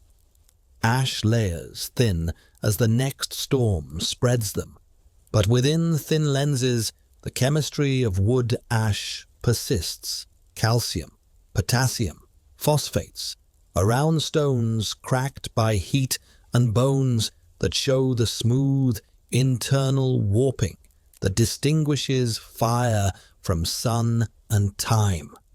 Even where no hearth outline survives, these residues can cluster in small patches that repeat across a floor, more consistent with quiet, controlled fires than with wild flames blown through by wind. Teeth and plaque become libraries for signatures that bodies rarely keep elsewhere. Dental calculus, hardened plaque, traps starch granules with shapes unique to certain plants, phytoliths that reveal grasses and palms, fungal spores, fragments of bark and fiber, and tiny crystals grown by bacteria that thrived in the mouth. Under polarized light and with careful staining, these inclusions sought into meals and the tasks of hands, fibers chewed to soften for cordage, plant resins tasted or used as adhesives, smoke particles inhaled and fixed into the calculus like soot on the walls of a chimney. Enamel keeps isotopes from childhood drinking water and food, drawing lines that track seasons of drought and wet, migrations between bedrock provinces with different strontium ratios, and shifts from forest foods to grassland resources as climate wandered. No skeleton is needed to follow these transitions. A tooth becomes a timeline, a small, honest device that recorded without intending to. On the edges of camps and along ancient shorelines, stone edges carry invisible glosses that turn to evidence under magnification. Use-wear builds, polish, and microscopic scratches in patterns that betray whether an edge cut meat, shaved wood, scraped hides, or sliced plants. Residues lodge in tiny step fractures, collagen, plant gum, fish scales, feathers, and chemical tests and mass spectrometry can pull identities from what clings. A hand axe that, to the naked eye, is simply handsome stone becomes a ledger of tasks when its edge is mapped. Different zones shine, all with different glosses, roping a sequence of actions back into the day it was used. Bone tools keep their own wear, striations from working hides, polished tips from piercing, smoothed facets from repeated pressure. And even if the bone itself belonged to an unidentifiable antelope, the tool's life is readable as behavior rather than taxonomy. The hollow space where a maker's hand once held the piece is gone, but the conversation between edge and material remains soft and insistent. Microfossils straddle the line between bodies and signatures. Foraminifera and diatoms are bodies, yes, but their shells also encode conditions, their oxygen isotopes balancing temperature and ice volume, their magnesium replacing calcium in warmer waters, their assemblages shifting with salinity and nutrients. Coccolith plates dust the sea floor like chalk snow, thickening into ooze that turns to limestone. And within those layers, the ratios of carbon isotopes track how much organic carbon the ocean exported to depth, a quiet measure of productivity and the breadth of the carbon cycle through time. In rivers and lakes, ostracode shells register salinity and alkalinity histories. In caves, drip water draws calcite films that carry seasonal bands and the oxygen of ancient rains. In soils, magnetic grains grown by bacteria align and then freeze into place when buried, marking subtle changes in moisture and redox that plants and animals would have felt in their daily rounds. Ambers and resins trap both bodies and atmospheres. A gnat with hairs on its legs may carry pollen grains from a plant that left no leaves in the bed. A feather's barbs, preserved in golden clarity, can show pigmentation structures that scatter light in patterns that hint at original color. Small bubbles hold ancient air, and while the chemistry shifts over time, they still hold relics of gases that flowed through forests under different skies. Resin by itself, when found as lumps without inclusions, still speaks. Its chemistry sorts coniferous from angiosperm sources, and layers of resin flows on fossil bark show seasons of stress, insect attacks, droughts that drove trees to bleed more. In some coals, the molecular remains of lignin and cellulose, rearranged by heat and pressure, still carry branch-specific motifs, and their distribution through a seam can reveal whether a swamp was dominated by club moss trees or by seed ferns, long after trunks have vanished. In the very old rocks, signatures substitute for bodies as a matter of necessity. Stromatolites, layered buildups formed by microbial mats trapping sediment, rise as domes and columns that, when sliced, show fine laminae draped like silk, a growth that does not happen in the absence of living films that bind grains and precipitate minerals. Isotopic offsets between organic carbon and carbonate carbon deepen during times of high productivity, pulled by fractionation that living cells impose. Sulfur isotopes arrange themselves into patterns most parsimoniously explained by microbial metabolisms that prefer lighter isotopes, despite the lack of preserved microbes themselves. Iron formations record the wavering edge of oxygen's rise as dissolved iron precipitated from seawater. Even though no single bacterium or algae remains, the pattern of deposition maps physiology to chemistry across entire oceans. These signatures are not metaphors. They are constraints, boundaries that any story of early life must respect if it is to be plausible. Noise is part of these records, and it is handled with care. Natural fires mimic hearth residues, so researchers look for concentric reddening, repeated ash lenses, and artifacts altered by heat at temperatures consistent with controlled burning. Wind-blown pollen scatters widely, so cores are interpreted with knowledge of what plants dominate the rain and how far grains travel. Biomarkers can migrate through pores, so their distribution is cross-checked against mineral cements and maturity indicators. Starch and protein residues can come from modern contamination, so extraction and blanks are treated with the same rigor as the target samples, and the geometry of wear must match expected motions rather than the haphazard scratches of preparation.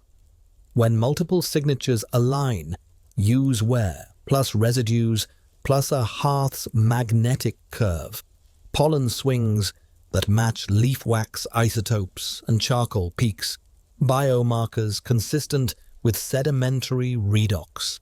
Confidence gathers, a choir rather than a solo line. Even absence becomes a kind of signature when the context is clear. Laminated muds undisturbed by burrows indicate bottom waters too low in oxygen for infauna, raising the odds that soft-bodied organisms nearby might have been preserved if present.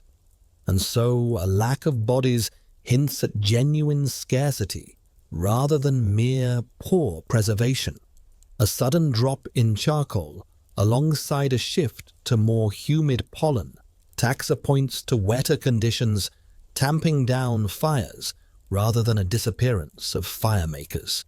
An increase in phytoliths from grazing-resistant grasses alongside a rise in tooth enamel wear in herbivores suggests ecosystem engineering by plants rather than a sampling artifact. These inferences are quiet and conditional, but they direct eyes and hands to the next bed, the next thin section, the next core increment, where more of the same ink might deepen the line. Around places where people once lived, the ground chemistry itself holds the shape of a day.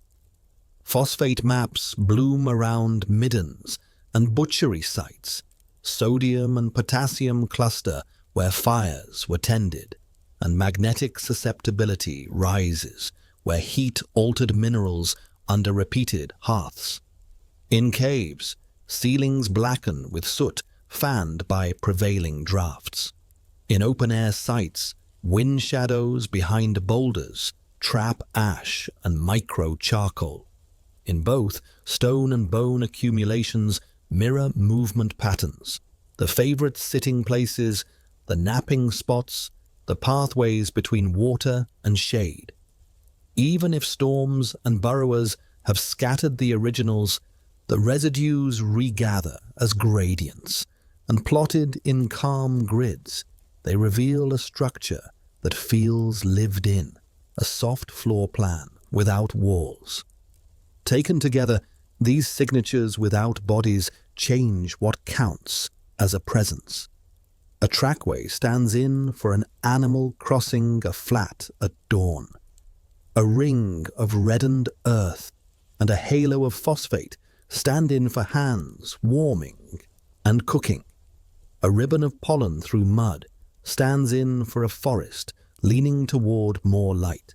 A suite of biomarkers stands in for plankton rising and falling with the seasons. Calculus on a tooth stands in for meals shared, and fibers softened between molars. A blade's polish stands in for the smooth, repeated drag of plant stems under a steady wrist. The result is a record that reads like marginalia, underlines, notes, pressed petals, yet because it is everywhere and persistent, it fills rooms the way a quiet hum fills a house at night, steady enough that once you notice it, you can follow it from one corner to the next. Sometimes the story changes not with a thunderclap, but with a small sound, the click of a field trowel against an unexpected texture, the soft split of a shale revealing an outline no one expected, the whir of a micro-CT machine drawing a hidden shape out of stone. A skull fragment that seemed too worn to matter becomes, under angled light, a mosaic of sutures that places it earlier than relatives we thought came first. A layer of volcanic ash that once bracketed a site is redated with refined methods and quietly slides the entire scene, tens of thousands of years older or younger, shuffling the order of innovations as if rearranging chairs in a dim room. Even a footprint can move the needle. Tracks impressed in a damp surface sealed by a lucky sheet of silt can predate the earliest known bones of the animal that made them, showing that feet and gaits were in use before bodies are formally invited into the record. In each case, nothing about the rock changed except our way of listening to it. And yet, whole paragraphs of the narrative lean and rest in new positions once the fresh detail settles into place. There are finds that expand worlds sideways rather than forward in time. A familiar species turns up far outside its known range, tucked into a basin that had never been sampled, and suddenly climate maps and migration routes redraw themselves with gentler curves. The animal or plant was not constrained to the corridor we had traced. It moved through a broader palette of environments, tolerating colder nights, drier seasons, or higher elevations than we assumed. With one site, niche reconstructions stretch. With two, they stabilize around a wider center. With three, what looked like a frontier becomes a well-traveled road. These lateral expansions matter because they tell us where to look for neighbors, predators, scavengers, mutualists, the plants that cast shade over a waterhole, the insects that pollinated, the fish that schooled in the same channels. A single presence reshapes the web that must have held around it, and collections gathered on later visits begin to reveal that web in increments: small bones, seeds, fish scales, beetle elytra, each new item a stitch in the fabric.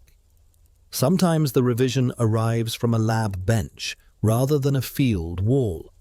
Techniques sharpen, and specimens long considered too poor to be informative are scanned or sampled again. A nondescript nodule yields a curled embryo. A slab labeled simply fish reveals, under synchrotron light, soft tissues like gill rakers and stomach contents that show who ate whom and when. Ancient proteins are coaxed from enamel where DNA could not survive, and their sequences replace a fossil on the tree, closer to one branch and farther from another, altering which features we consider shared ancestry versus convergent habit. Even the dust inside a museum drawer matters. Residues brushed from a tool's edge under clean room conditions carry fragments of plant wax, collagen, or pigment that shift an artifact from unknown task to a tool with a clear job, pulling it into scenes of cutting, scraping, hafting, or dyeing. The specimen has been there for decades. The sentences around it become clearer because our lenses did. Reinterpretation happens in the field, too, when a familiar formation is walked slowly with fresh questions. Beds that had been logged as one continuous deposit resolve into repeated cycles as sedimentary structures are read more carefully. What looked like a single event becomes a rhythm of flood and calm, and fossils grouped by habit start to sort by time. In such sequences, we may find that what we thought was an abrupt arrival was actually a patient staircase of small changes, each aligned with a particular part of a depositional cycle. New forms showing up in the quiet water intervals, others appearing after storm beds swept clean and reset the floor. A handful of additional measurements, grain size, paleocurrent directions, petrography under a microscope, can turn a vague near shore into a specific inner ramp storm-dominated shelf. And with that specificity, the preservation rules change. We expect more robust shells, fewer delicate outlines, more transported assemblages, and interpret diversity curves accordingly. The revision is not dramatic, but like lowering the hum in a room, it makes finer sounds audible. Taxonomy shifts with these discoveries, sometimes in surprising directions. Two species defined by small differences turn out to be growth stages of one. A single species split widely across space turns out to be a set of siblings, similar in form but separated by behavior and subtle anatomy, each with its own range and history. The drawing of lines is not pedantry. It determines how we count diversity through time, how we mark extinctions and radiations, how we recognize stasis versus change. When synonymy collapses a cluster of names into one, an apparent burst can soften. When a cosmopolitan form resolves into regional specialists, local dynamics come into view, and events that looked global are revealed as mosaics of asynchronous, place-specific stories. With each taxonomic correction, the scaffolding of the larger narrative shifts a little, stronger where it was stretched too far, more flexible where it was too rigid. There are moments when a single find reroutes a widespread assumption. A feathered outline where no one expected feathers broadens the set of bodies likely to wear them. A mammal with specialized hearing bones in rocks older than predicted pushes key innovations deeper into time. A plant fossil bearing reproductive structures that predate seeds by a comfortable margin suggests that some lineages rehearsed familiar solutions in unfamiliar bodies. Trackways on dune surfaces show herd spacing and speed, calling for social behaviors earlier than skeletal indicators alone implied. A nest with brooded eggs changes our estimate of parental care in groups where we had imagined abandon and go. Each find feels contained, bounded by its layer and its geography. Yet, because it touches traits and behaviors, it echoes outward along branches of the tree, inviting us to reinterpret cousins and neighbors in that light, to look again at old bones for small features we dismissed the first time around. Redating is a quiet force that accumulates into large change.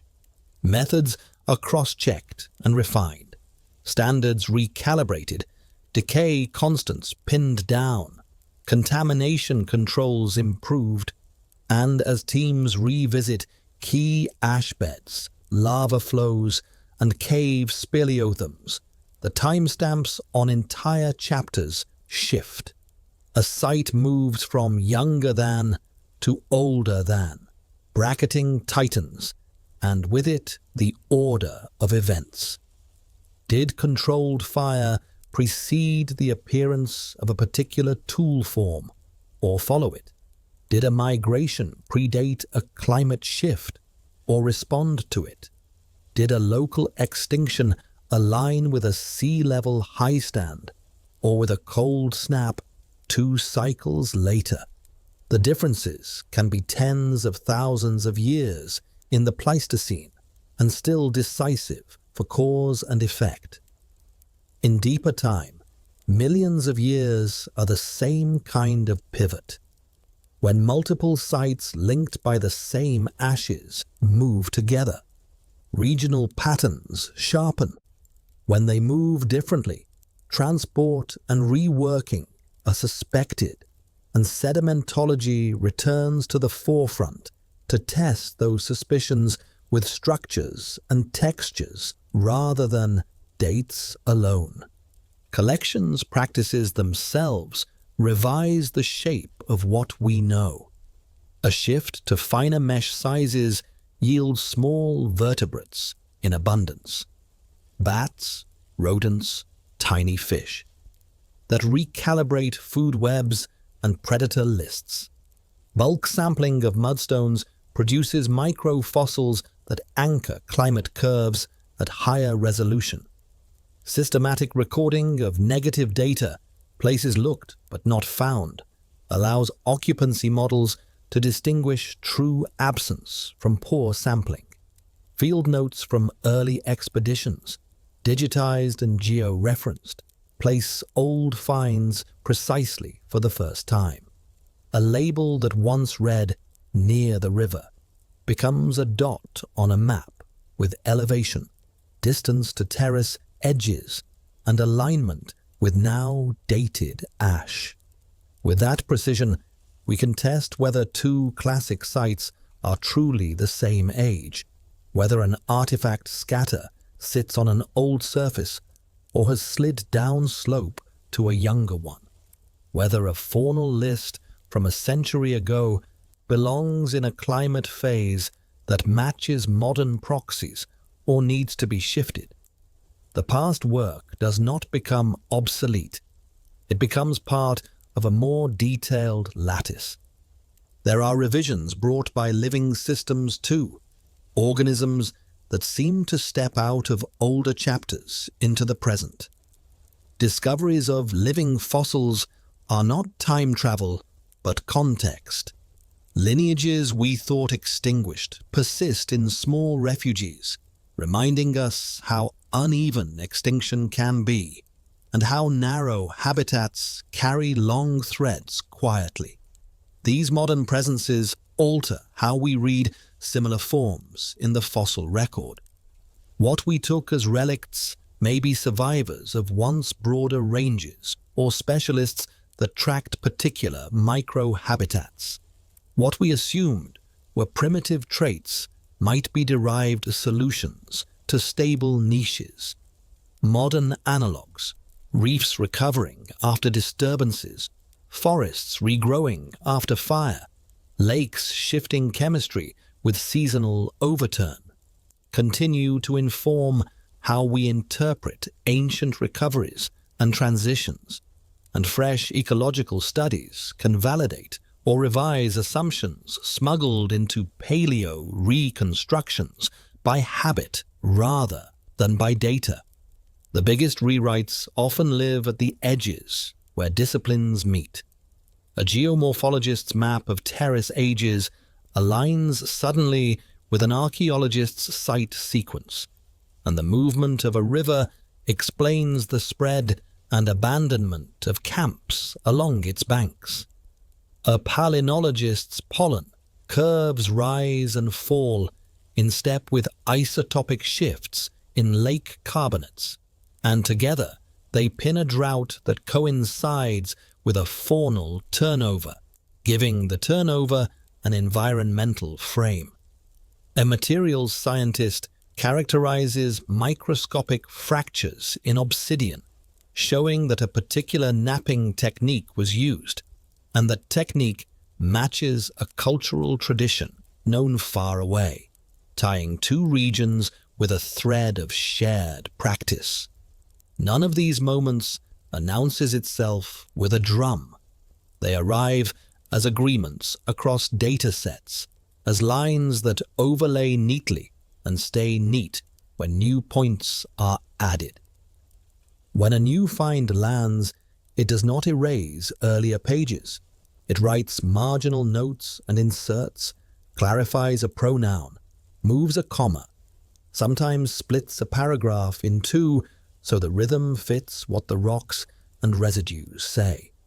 The tone of the story remains patient even as the plot shifts.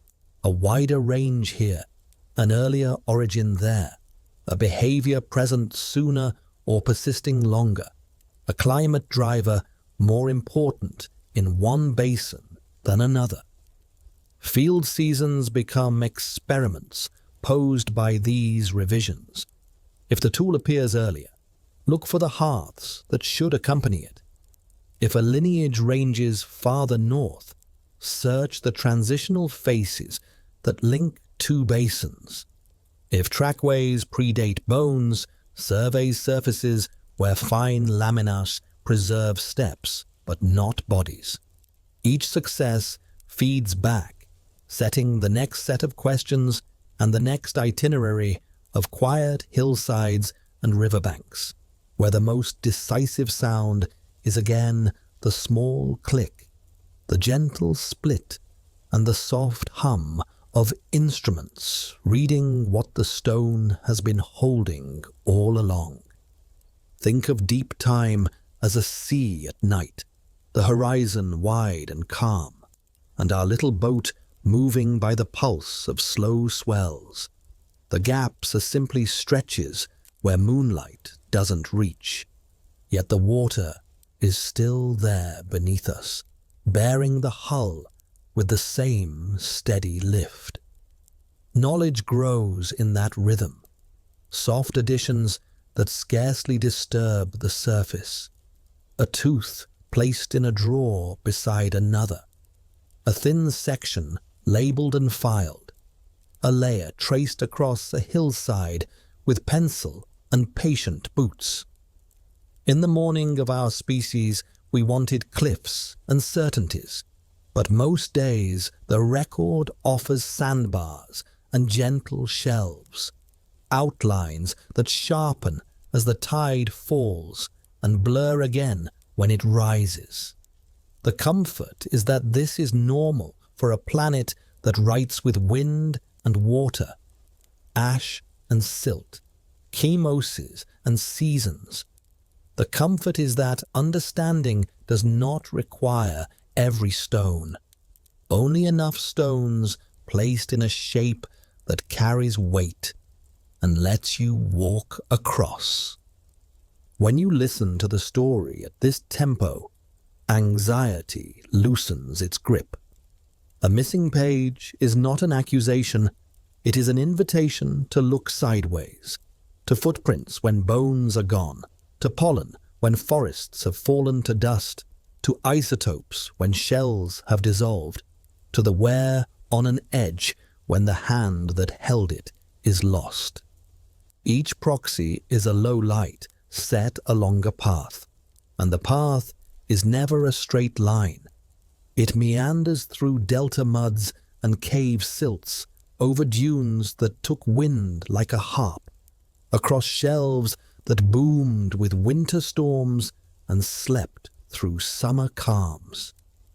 The habit you acquire is patience, the kind that makes small differences audible, the slightly deeper arch of a foot, the faint twist in a fiber caught in calculus, the shift from lamination to burrowed fabric that means a basin breathed again. In that habit, the grandeur of a mass extinction or a radiation is not diminished, it is clarified. Big turns made of many small steps, loud chords assembled from quiet notes. There is ease in the scale itself. 1,000,000 years is not a cliff, but a plain where rivers change course, where shorelines slide back and forth like a sigh, where continents lean a little as mountains rise and fall in unhurried parabolas. Species are local weather on that plain. Climates are seasons. Plates are long, slow winds. Against that backdrop, our own urgency softens. If a first occurrence moves forward by 10,000 years after a new date, that is not a drama, but a refinement, a smoother curve. If a lineage's ghost range lengthens by 3 million years after a protein sequence realigns a branch, it is the same curve drawn with a better pencil. The relief is in knowing that nature never owed us crisp edges. It owed us continuity where laws hold, gravity, thermodynamics, chemistry. And in that continuity, life stitched its own fabrics with whatever threads were at hand, leaving knots where it could, and letting ends fray where it must. In quiet hours, the whole enterprise feels like learning a coastline by tide pool. You kneel and study a small hollow in the rock, a crab track, a snail scar, a tuft of algae, a bubble that mirrors the sky.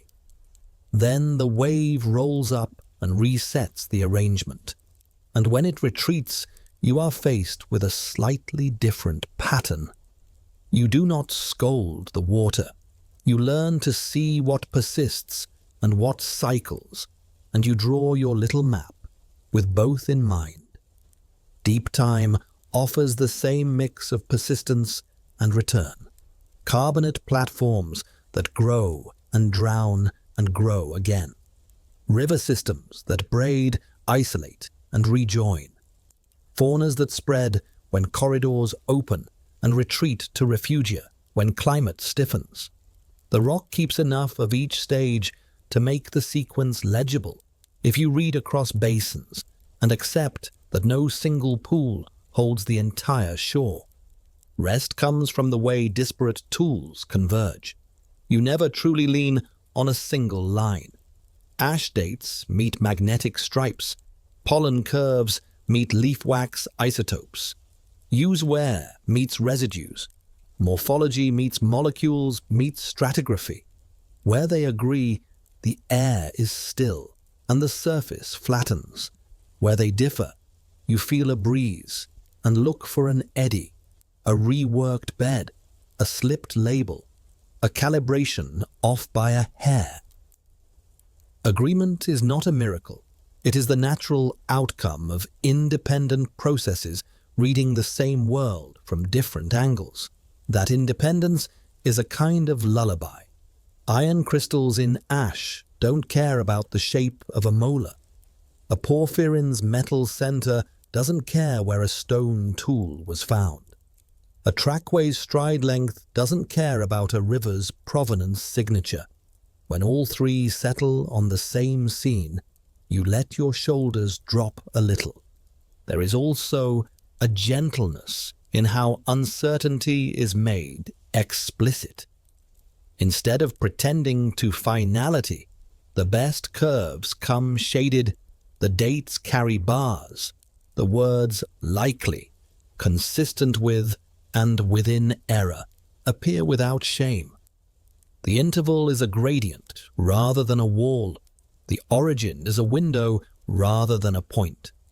Far from weakening the story, this transparency is the very structure that holds it together.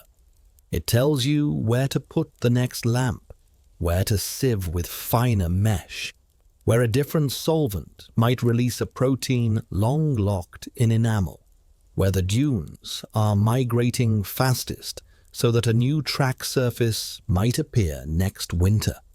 In this way, uncertainty breeds action, and action tightens the weave until what felt like a gap feels like a span with handholds. From time to time, a quiet image brings the whole scale into friendly focus.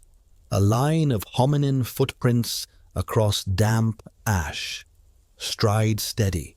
A smaller set falling between the larger prints as if pairing steps. A fish's last meal preserved in the outline of its stomach. The cross-section of a tree turned to stone, rings holding drought and flood in alternating bands. A stalagmite's thin lines widening in centuries of wet and thinning through dry centuries. A stone metronome ticking under hills where no one listened. These vignettes hang like lanterns along a ridge. You can walk from one to the next in imagination, and the ground between them, though dark, feels safe because the ridge is continuous beneath your feet. The missing stretches are not chasms. They are shaded sections on a trail you can feel with your boots, the kind where the surface is smooth and the air is cooler. Ease deepens when you remember that the archive is bigger than rock. Living systems rehearse ancient patterns every day. Reefs recover after storms, forests rebuild after fire, rivers avulse and leave oxbows, dunes march and then stall where shrubs take hold. Watching these processes at human scales helps you read their marks at geological scales, turns strange textures into familiar habits. And our tools are not fixed either. A drawer labeled indet. Today is a candidate for clarity tomorrow. A grey smear in a CT image becomes a nerve canal after a software update. A protein sequence that once could not be read suddenly yields a dozen amino acids when mass spectrometers gain a whisper more sensitivity. The comfort is not in the finish, but in the direction, a slope that leans toward sharper, kinder light. Even the messier chapters, the extinctions, the collapses of reefs, the dust that settled when continents ground down youthfully, offer a kind of steadying frame. They show that change is integral, that stability is local and temporary, that resilience is not a guarantee, but a property with bounds. Within those bounds, life diversifies, simplifies, diversifies again. And because the record selects for what can be written, we see this as rhythms in shells and spines and teeth. We also see it in the proxies that care nothing for charisma. Charcoal rising and falling, sulfur isotopes swinging with ocean breath, pollen shifting from broad leaves to grasses and back. Recognizing these as cycles rather than catastrophes framed in isolation calms the impulse to dramatize every inflection. It lets you hear cadence instead of alarm. Our own line, followed at this slower pulse, feels less like a parade of breakthroughs and more like a long apprenticeship with landscape. Feet adjust, hands learn, jaws lighten, childhood stretches. Fire is gathered, carried, tended. Edges are found in stone, then standardized, then diversified. Shelters tuck into lee sides. Coasts are learned as pantries. Rivers are learned as roads. Uplands are learned as watchtowers. Bones appear where basins allow. Behaviors appear wherever they leave a scar. On antelope humery, on plant fibers, on hearthstones, and both are enough to follow. It is not necessary to demand that every decade be present. It is enough to connect the decades we have with methods that respect what the earth tends to keep, and to infer across the rest with humility. If rest needs a posture, imagine sitting on a low outcrop at evening, the rock still warm from the day, a notebook closed on your knee, the wind dropping as shadows lengthen across a dry wash. Behind you, shale splits wait for tomorrow's light. Ahead, the sky keeps its slow color changes. Between, the ground holds its secrets at the usual rate. You know where the ash lies in the section and which beds carry lamination. You know which hill may slough after the next rain and expose the margin of a lake you have only seen in your head. You know which cave dripstone you sampled last season is growing bands so thin you'll need better optics to read them. All of this will be there at dawn, and if not, some part of it will be, and that is enough. The calm is not complacency, it is faith in process, and process is how this planet tells time. In practical terms, sleeping well with the fossil record means giving it the right jobs.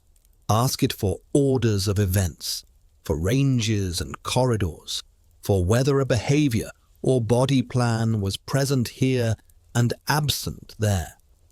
Ask it which environments were friendly to preservation and which were not. Ask it to show thresholds where visibility jumps because shells hardened or muds went anoxic. Ask it to pair with molecules and models and modern analogues to triangulate. Do not ask it for a movie at human frame rates. It was never filmed that way.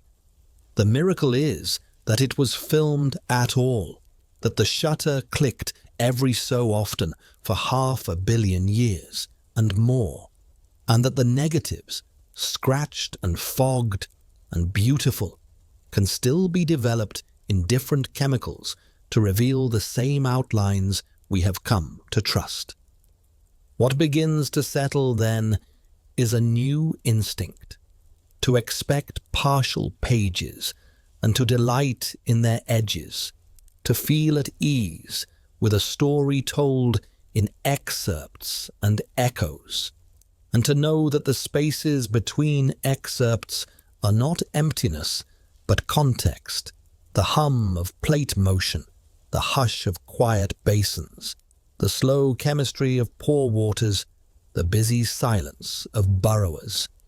With that instinct, the work of reading becomes a form of rest, a pace matched to the thing being read, a long walk taken at the hour when air is soft and the ground releases heat in small breaths, and every step gathers a little more of the whole without hurrying it.